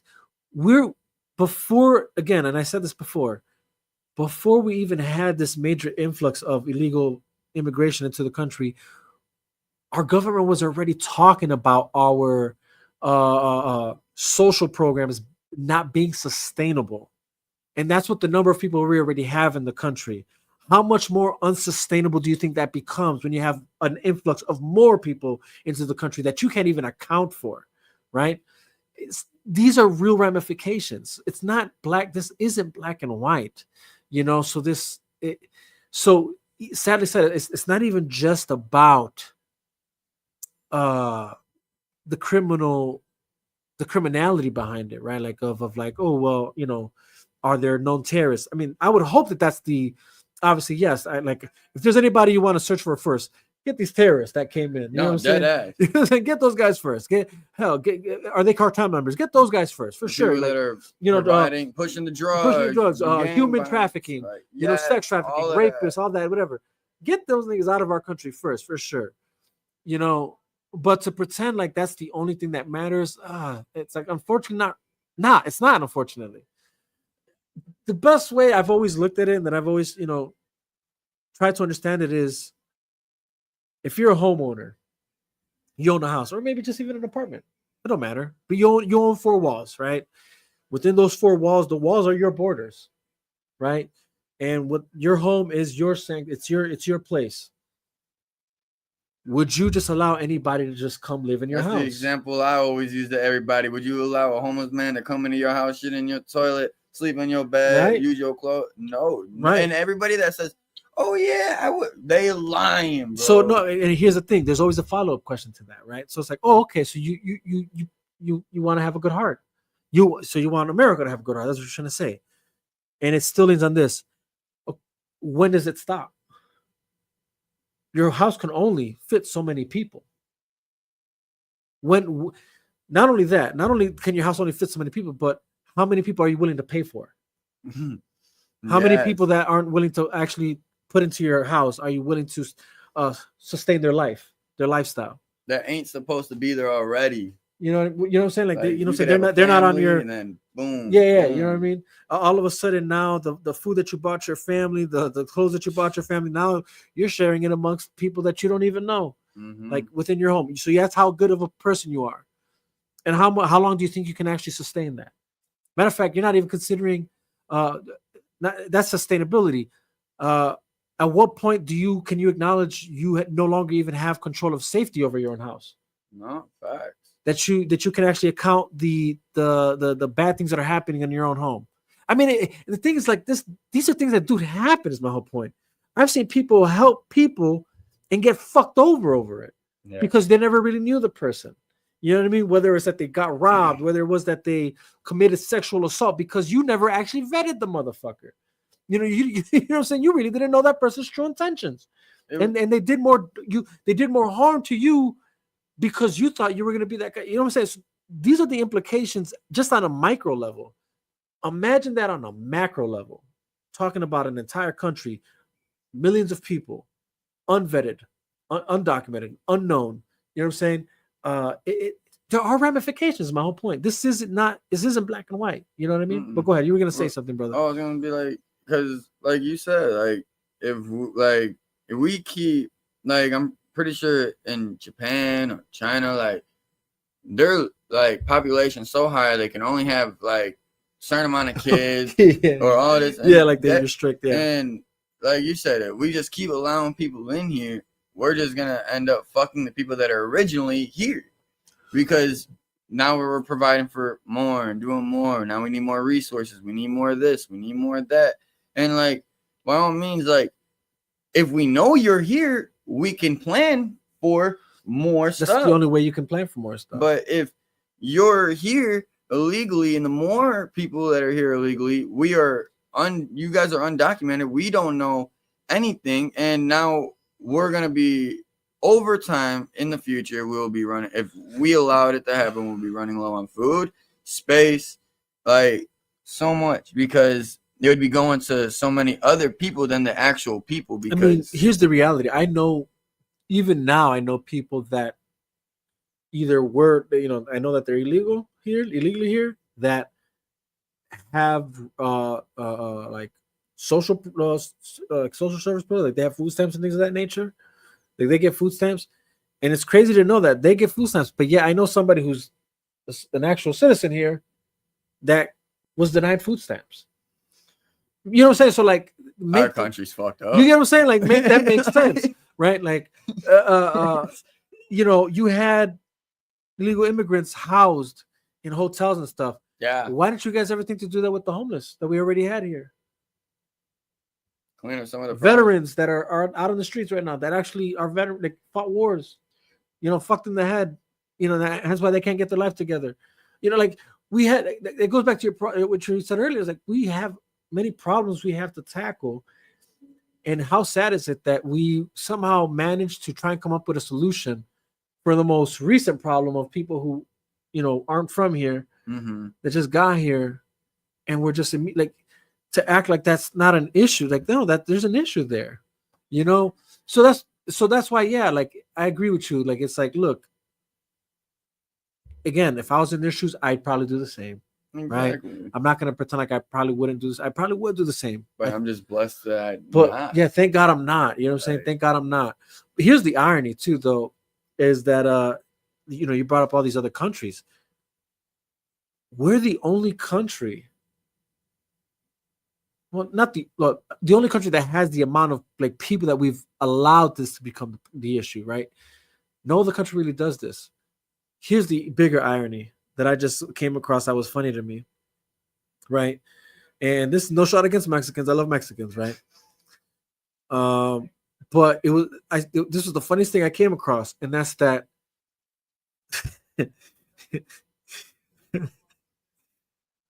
the complaint is like that United States can't have its own identity, and America's bigoted if it complains about like other flags being raised and stuff, and then it's even more so now with the ICE immigration stuff, and Mexicans also now feeling that I guess their neighborhoods are being, whatever the case may be, right? To find out that literally with all this happening, even right now in Mexico, they're having protests for the very same thing, not because they want to come to Mexico, because they have an issue with people that are not Mexican illegally coming into their country. Damn, I never even heard of that. Yo, I'm telling you, this was on the news, a news clip that I saw, that I came across, and I'm like, yo, the fucking irony. It's crazy. I can't use that in an argument. I mean, yeah, I mean, it's not that I want to, but it's this is where I say, like, if we're gonna have honest discussion and honest dialogue, well, then let's be honest about all things considered. I was just having a conversation with somebody that they were like saying, "Oh, they're all coming here. We're not going there." I'm like, there's countries, like every country has immigrants going to their country. Every country has. So it doesn't matter if it's Mexico, here, Canada, across seas. There's immigrants everywhere. And I was like, right. Oh, wow. What did you just say? that there was protests in Mexico because they themselves they don't want people that weren't Mexican living in Mexico. Yeah. And so like it's ironic that you say that we are going there illegally, because yeah, well, I'll be honest, I don't think it was that it was Americans that were going over there. I think they were complaining about like South American countries going into Mexico, so they were complaining. Either way, there's immigrants going. They're not coming out here right off the bat. They're going to there. They were like, I think it was like the Hondurans that were like migrating or illegally entering Mexico, and they were protesting that. So but you see, even they don't like people invading. So why would we? Yeah, no, exactly. That's my point. It's funny to see the double standards. or just even just knowing that people are probably ignorant to that fact, like, but it's to point out, I only bring it up to point out that, look, this is not just an American problem. This is or like only Americans are the only people so bigoted that we wouldn't want other people from other countries coming in. No, this is any country is like that. Every country is like that, and then even right now, the one most promulgated in heated discussion over the ICE situation, even they're having actual protests in their own country about that problem, because anybody who's from a certain country, if you had any form of, I guess, concern for your own stability as a country, two, your own safety as a country, and then three, your own rights as a country, right? Like, so I understand even that the Mexicans that were making their protests there, like, they're concerned about being overlooked and not being taken care of, and then their own racial, I guess you could say, ethnicity being possibly wiped out by another country's ethnicity. Again, it's not just an American problem. That's the only reason I pointed out. I want to make sure I get to the comment section. I saw you guys going ham there. Pinzone said, future pod idea. We can talk about the nukes of America and Russia. I like that. Oh, yeah. They have 87% of all nukes in the world, and there's over 12,200 nukes live and assembled. Woo! Dude, yeah, I remember. Oh man, I went on a whole nuke. That's a discussion there to for sure have.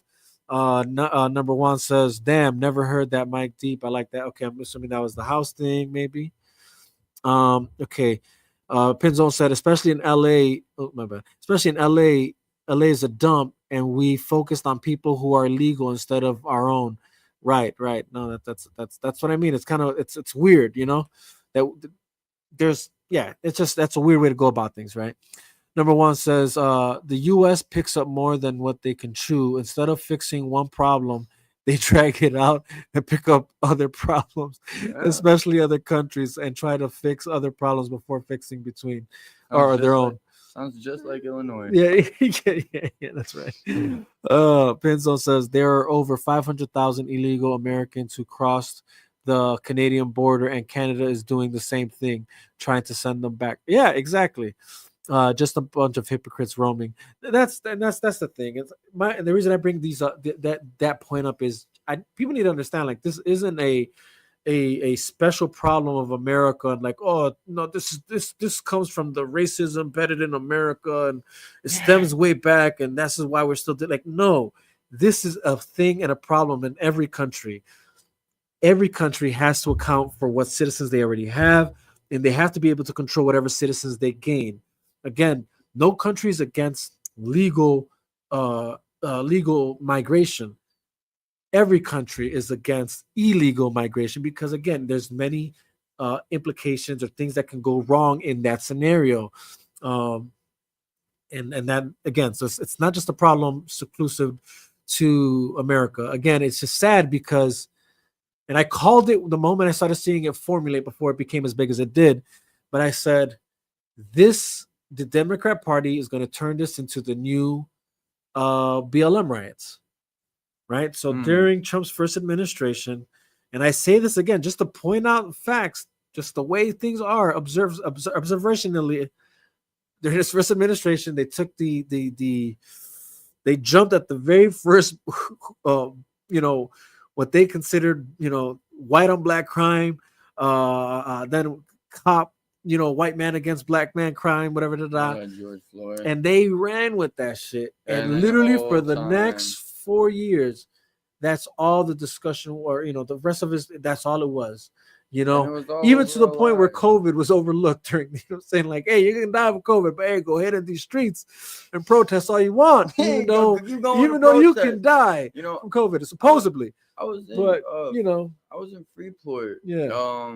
When George Floyd died, they were having protests all over the place, and bro, they flipped Freeport, bro. Like, it went from being a peaceful protest, then once the sun went down, all the gang members came out, all this and all that, and man, they Oh, Bro, dude. so much wild shit happened in that. Tear gas, pepper spray, Right. fucking like the taser gun, like all All of that that. shit. Like they had the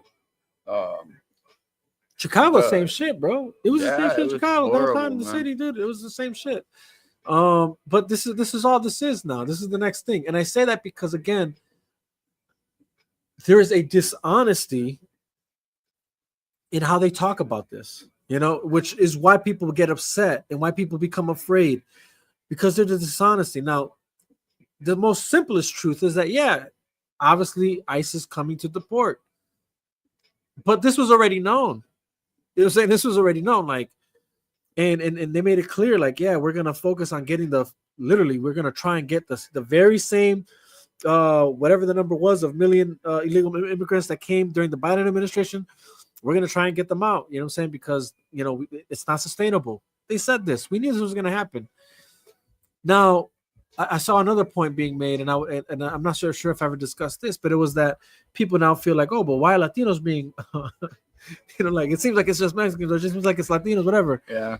And it's like, well, we're the general, we're like the biggest. We're the biggest. Yeah, so it's like, in a room filled of, like, let's say 100 illegal immigrants, if 80 of them are Latino and the other 20 are, let's just say, call them Mexicans. Yeah.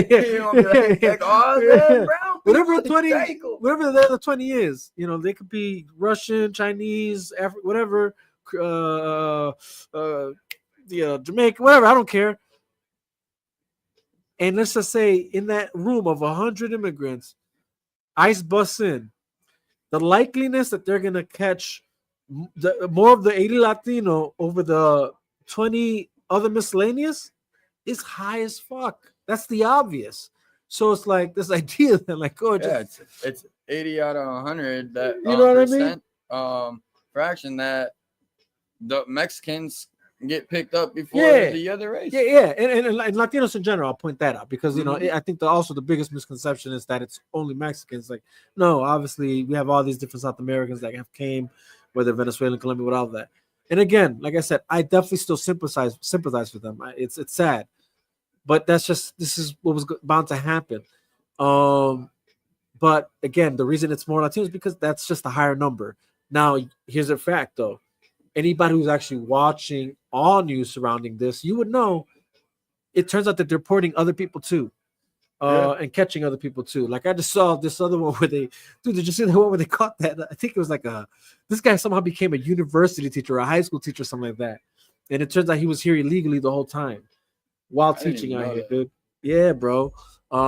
Like, he somehow found, whether him or the system itself was willing to, and I say system because the reality is again, there are people that are in the position to dictate who gets what, who's able to come in, who's able to get these resources, and some of them sympathize faster for the unfortunate illegal immigrant before they sympathize with their own citizen. Like I said, I know people literally that would have attended the same social service building, and I'm gonna call that as it is. Because there's a lot more Latinos that work in those offices. They're looking out for their illegal immigrant buddies, and then when it's like the white guy going in or the black guy going in, you come second. You're black, so you come second. You're white, you come third. Whatever. You know what I'm saying? They themselves are tribal and very. It's a cricket system. You know what I'm saying? They get to choose who they want to help. Yeah. And I've seen that. I've seen it with my own eyes. And that's just the truth of how these things work. But again, even that, I get it. I'm not even. I mean, I'm gonna call it as it is. It's fucked up. It's wrong, but I get it. But at the end of the day, that's not sustainable. Even that is not sustainable. Eventually, that was gonna also crack somehow, right? Where the people who are, and when that's technically what did happen. Even when you think about how the reason the city, even in Illinois for that matter, the reason even the way voting changed within the 2020 elections to the 2024 elections, the talk became, people were already upset when you were watching the news. You had people on the South Side realizing like, yo, why are these guys getting money? Why are they getting phones? Why are they taking? How come schools were shut down to house these? You know what I'm saying? Like, again, this idea that there was some sort of sustainability there, it was unrealistic and it wasn't true, and it was a lie. And shame on, and I'm gonna say Democrats because they're the ones that were in power dictating this. I didn't see no Republicans dictating this. I'm not saying this because I'm choosing a side here. I'm just telling you how it happened. Again, anybody who knows me, I'm an independent. I don't claim loyalty to anybody. You have to earn my vote. I have to. Honestly, yeah, you're right, bro. Like, You have to earn my vote. I'm not. I'm just calling it as it is. But the reality is I've only seen Democrats promote these policies that help illegal immigrants and before they do actual citizens, and again, that was only going to be able to happen for so long before the actual citizens were upset about it, and eventually we're going to vote against it. Um, and then again, even that then could only go for as far as it can go before now we are where we are. New government officials, new administration. So now the federal government, and as far as like, U.S. border, ICE, and all that, new mission, and now they're on it. So it's like this idea again. That's why it's that's the dishonesty in this dystopia that, or you not dystopia. It is a dystopia, but the utopia that they try to paint. Like, oh, but we can do this, and yeah, we're gonna allow people to come. We want them. And it's like, but it's all falsehoods because they know themselves it's not sustainable. They know themselves it can't be done, and they just do it to fool you. To fool you, it's essentially what they're doing. Pizzo said, "I can't stand it when people try to make it about race. It ain't about skin color. It's about your paperwork." 100% about yeah. Imagine protesting about a drug addict porn star overdosing when they're not obeying orders. Stop you. Dude, that's crazy. Yo. You gotta love the chat, bro. I swear to God, yeah. stuff like that. Yeah, like, bro, no, but you're not lying. I know what you mean. You're not lying. That is essentially what happened that time with those with the with those protests. That's exactly who he was. Yeah, but see, the thing is, everybody was the media. They made it about race. and so like before anybody even knew the truth, right? Everybody was just jumping the gun because this is what everybody was being fed. That's what it looked like, especially because of the video footage that first came out. That's what it looked like. Okay, but the more it kept coming out, it's like, oh, now he was overdosing in real time. Yep. He was like the police officer used the technique he used that he was trained to do. Yep, in the actual textbook. He wasn't even given a proper trial. He wasn't even allowed to use a textbook to show in court that this is what he's supposed to use. Yeah. He was a show trial pretty much just because of the media doing all of that big stuff. They basically hung him out on a rope to hang. Yeah. And so he was just a show guy. Yeah. And so he got no fair trial. And so like all of these truths come out and they still frown on those people and the officers and all that. And even though in reality, don't get me wrong, maybe something could have happened, but like, what can he was handcuffed. Yeah, like in the officer's eyes, he was resisting. Because he was ODing, so obviously you're gonna be resisting because it's like you're fighting for your life. Yeah, that's why he couldn't breathe. Like it was a whole mess that like everybody jumped the gun on without finding out the truth. Well, yeah, no, that's 100% right. And it's like you said, he wasn't able to show what he was told to do.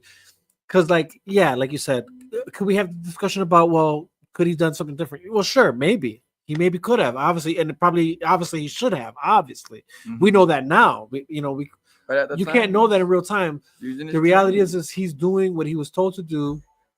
This is the proper technique. Now, granted, like, could he probably have taken it upon himself to do something different? Maybe, yeah. Like, again, all this is maybe, but it just goes back to the trial was not a fair trial, because it's not to say that maybe they couldn't have found him maybe guilty of, I don't know. There's like a term. There's a certain way to.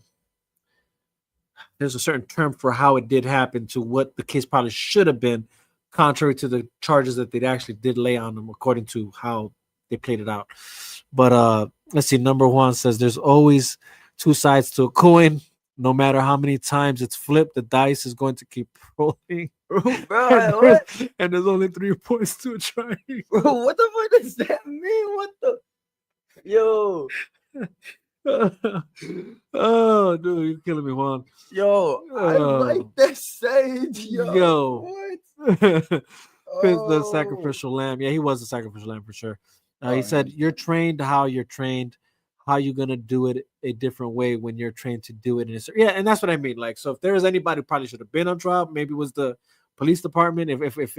If that's what if we're gonna try and say that what he did was wrong, you know what I'm saying? At the same time, again, there's many things that were occurring to what happened to why it went the way it went. But again, the main point I'm trying to stress here is that all that, and then we had the BLM protests / riots, right? Because some started in protests, but a lot of them ended in riots. Yeah.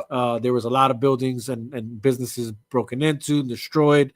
Protests against protests. Property damages, things of that nature. Fights that occurred.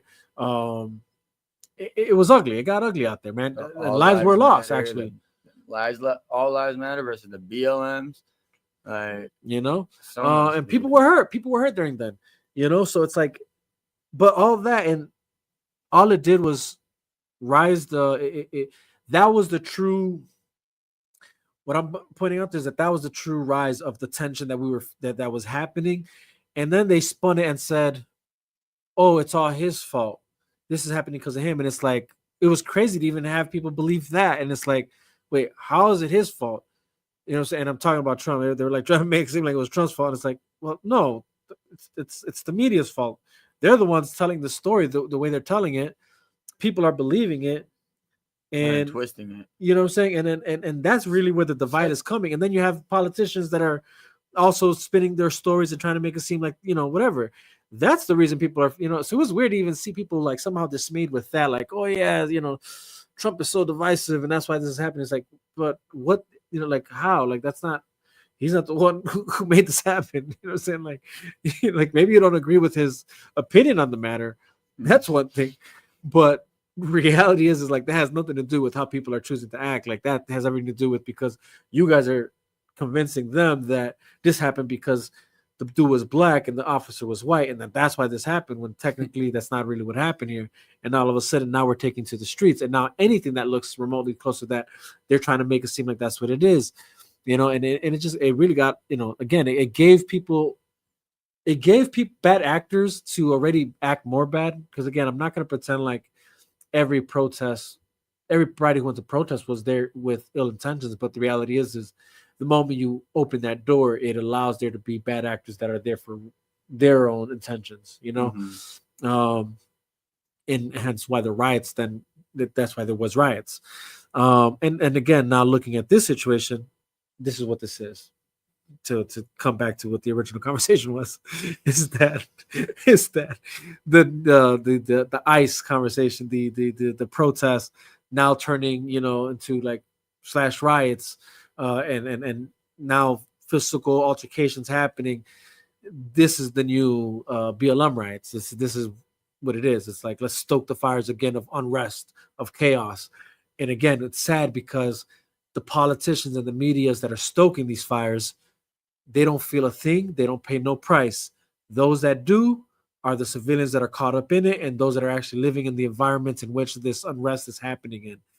That's what's sad about all this. And then yet the sadder part is I can say all this, and there's still someone out there saying, well then they just shouldn't send ICE, and they just have to stop. And it's like that's like telling cops to turn a blind eye to murder or to robbery.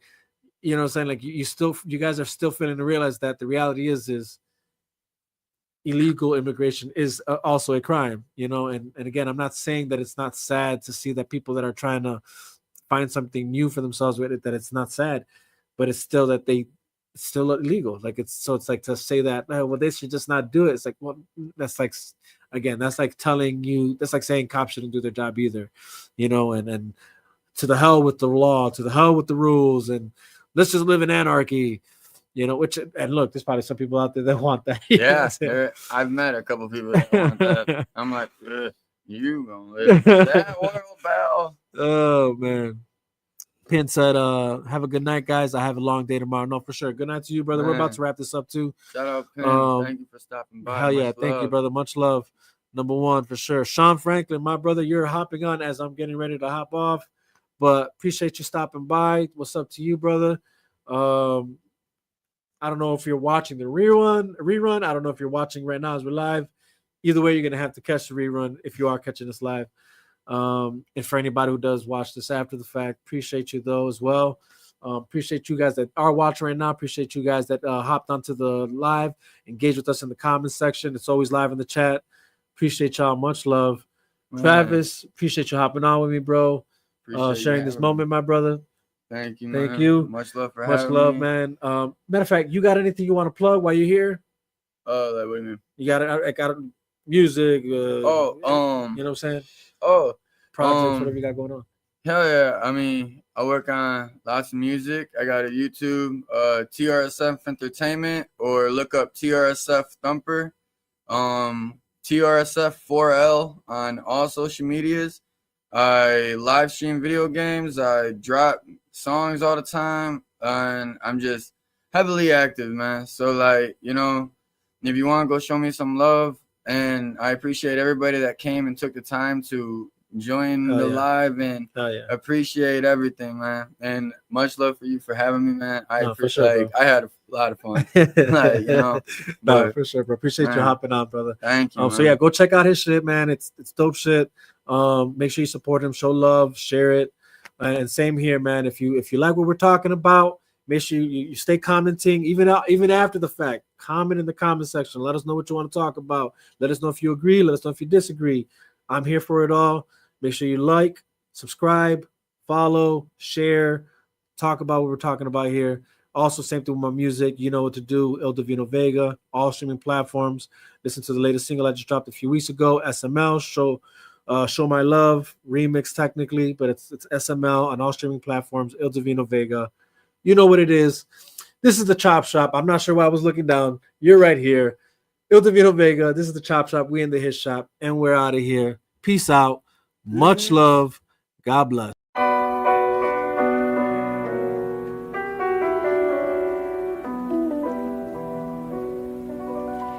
I want you to stand up tall and proud. I want you to speak up clear and loud.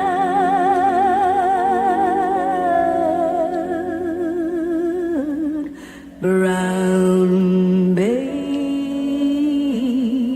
Pensando cómo lo puedo lograr, en cómo lo puedo hacer, cómo cuido a mi mamá y también a mi bebé. Solo tengo que josear y eso ya me lo sé. Hay días que despierto sin ánimo, pero me tengo que motivar, que nadie te va a ayudar, que no lo voy a lograr. Eso dicen los demás, pa'l carajo los demás, que aquí pues se les va a enseñar. Aquí les caigo y les traigo un talento que lo dejan bien pálido. Si se prendieron, algunos dijeron que estos son pa' los que sí tienen talento. De verdad, se jodió todo porque yo nunca voy a parar de josear. Pero un día, ojalá yo con ganas doble A. Dile a Mike Tower que me tire para hacer un collab. Sin pijama, Nati, que me invite a la casa. Ojalá, ja, ja. Te era algo para sentirme fiebre. El meme. Ahora dejo que el Divino Vega que lo parta.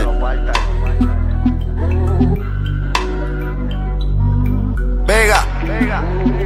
From the past to the present to the future, been fucking the game up, different angles, Kama Sutra. From handguns to machine guns, flamethrowers to bazookas, goes down in these streets to inside your computer. Your streets made of tears, Reese's fans like Medusa. Y'all crying in the comment section, shout out Brett Cooper. We're champions, you're cheaters, we're winners, you're losers. When I take off, I'm gone, if you don't keep up, I'll lose ya. I've been contemplating and changing my name to Il Divino. What is that? Italiano, Latino, Boston born, Chicago raised. My roots are in Puerto Rico, y la Boricua, and I'm the last cacique de lo taíno. I descended from Rex Regal. Say it's my ego, see how fast you get introduced to my desert eagle. See, nice as Galito, but I know my rights, I'm keeping it legal. Once you level up, gotta watch how they treat you.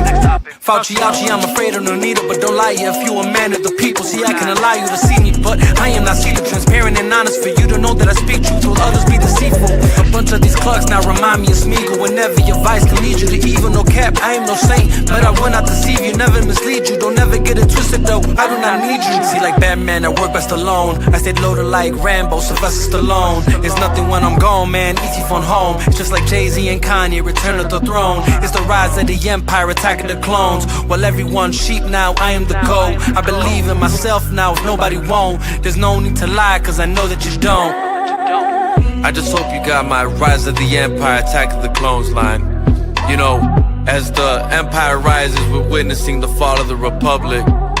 Everybody that just follows suit is a bunch of sheep, just like the clones doing what they told. Just know who Palpatine is though, you know? Shout out Joey B.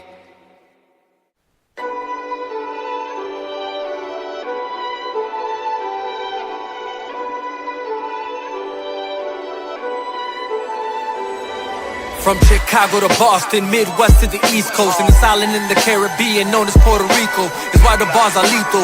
Got me going beast mode in this game called life. You better know some cheat codes. Il Divino's back, someone let the streets know. 6 shots for the folks and 5 shots for my peoples. I think it's high time we all have a sit down. Can we all agree the game is gone to shit now? Like the fall of Rome, the death of Romulus, history repeating itself if you know it's obvious. If you had your head inside of a book instead of binoculars, you'd be able to see without a pair of binoculars. Our tax dollars being spent towards the damn omnibus, but the rich stay rich, commoners remain commoners. The tentacles and everything like a damn octopus. Mass media, mass hysteria, how they control the populace. Cash rules everything around me, and on every dollar bill it's printed in God we trust. Yet everyone lives in fear around me. The truth will set you free. Quick shout out to Elon Musk.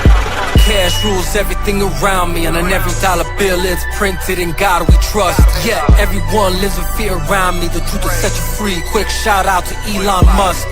Living in this shy, can't let them catch me snoozing. Dudes be shooting just for the amusement. I refuse to be a victim, never be a loose end. When your city is a war zone, who gives a fuck about Putin? And there ain't nothing safe about the safety act. There's more safety in being strapped. They should choose you, shoot back. Those odds are better than getting caught laying on your back. Don't believe me, check the stats. I'm just bringing you the facts. With my hand on the Bible, I swear to rap the truth. My mighty God, the whole truth and nothing but the truth. My people perish for lack of knowledge. My knowledge I share with you. There's nothing we can't accomplish. One head ain't better than two. That's the purpose of a democratic republic. Discussion on every subject, in truth, logic, and reason, till we reach an agreement. A nation under God is how the states united. Got out of the picture, look how gradually we divided. Cash rules everything around me, and on every dollar bill it's printed in God we trust. Yeah, everyone lives in fear around me. The truth will set you free. Quick shout out to Elon Musk.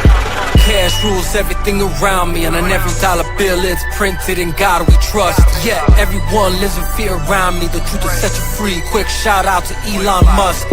Arrogance is the primary ingredient that will make you assume you can take action without God. Arrogance. That's actually what it is.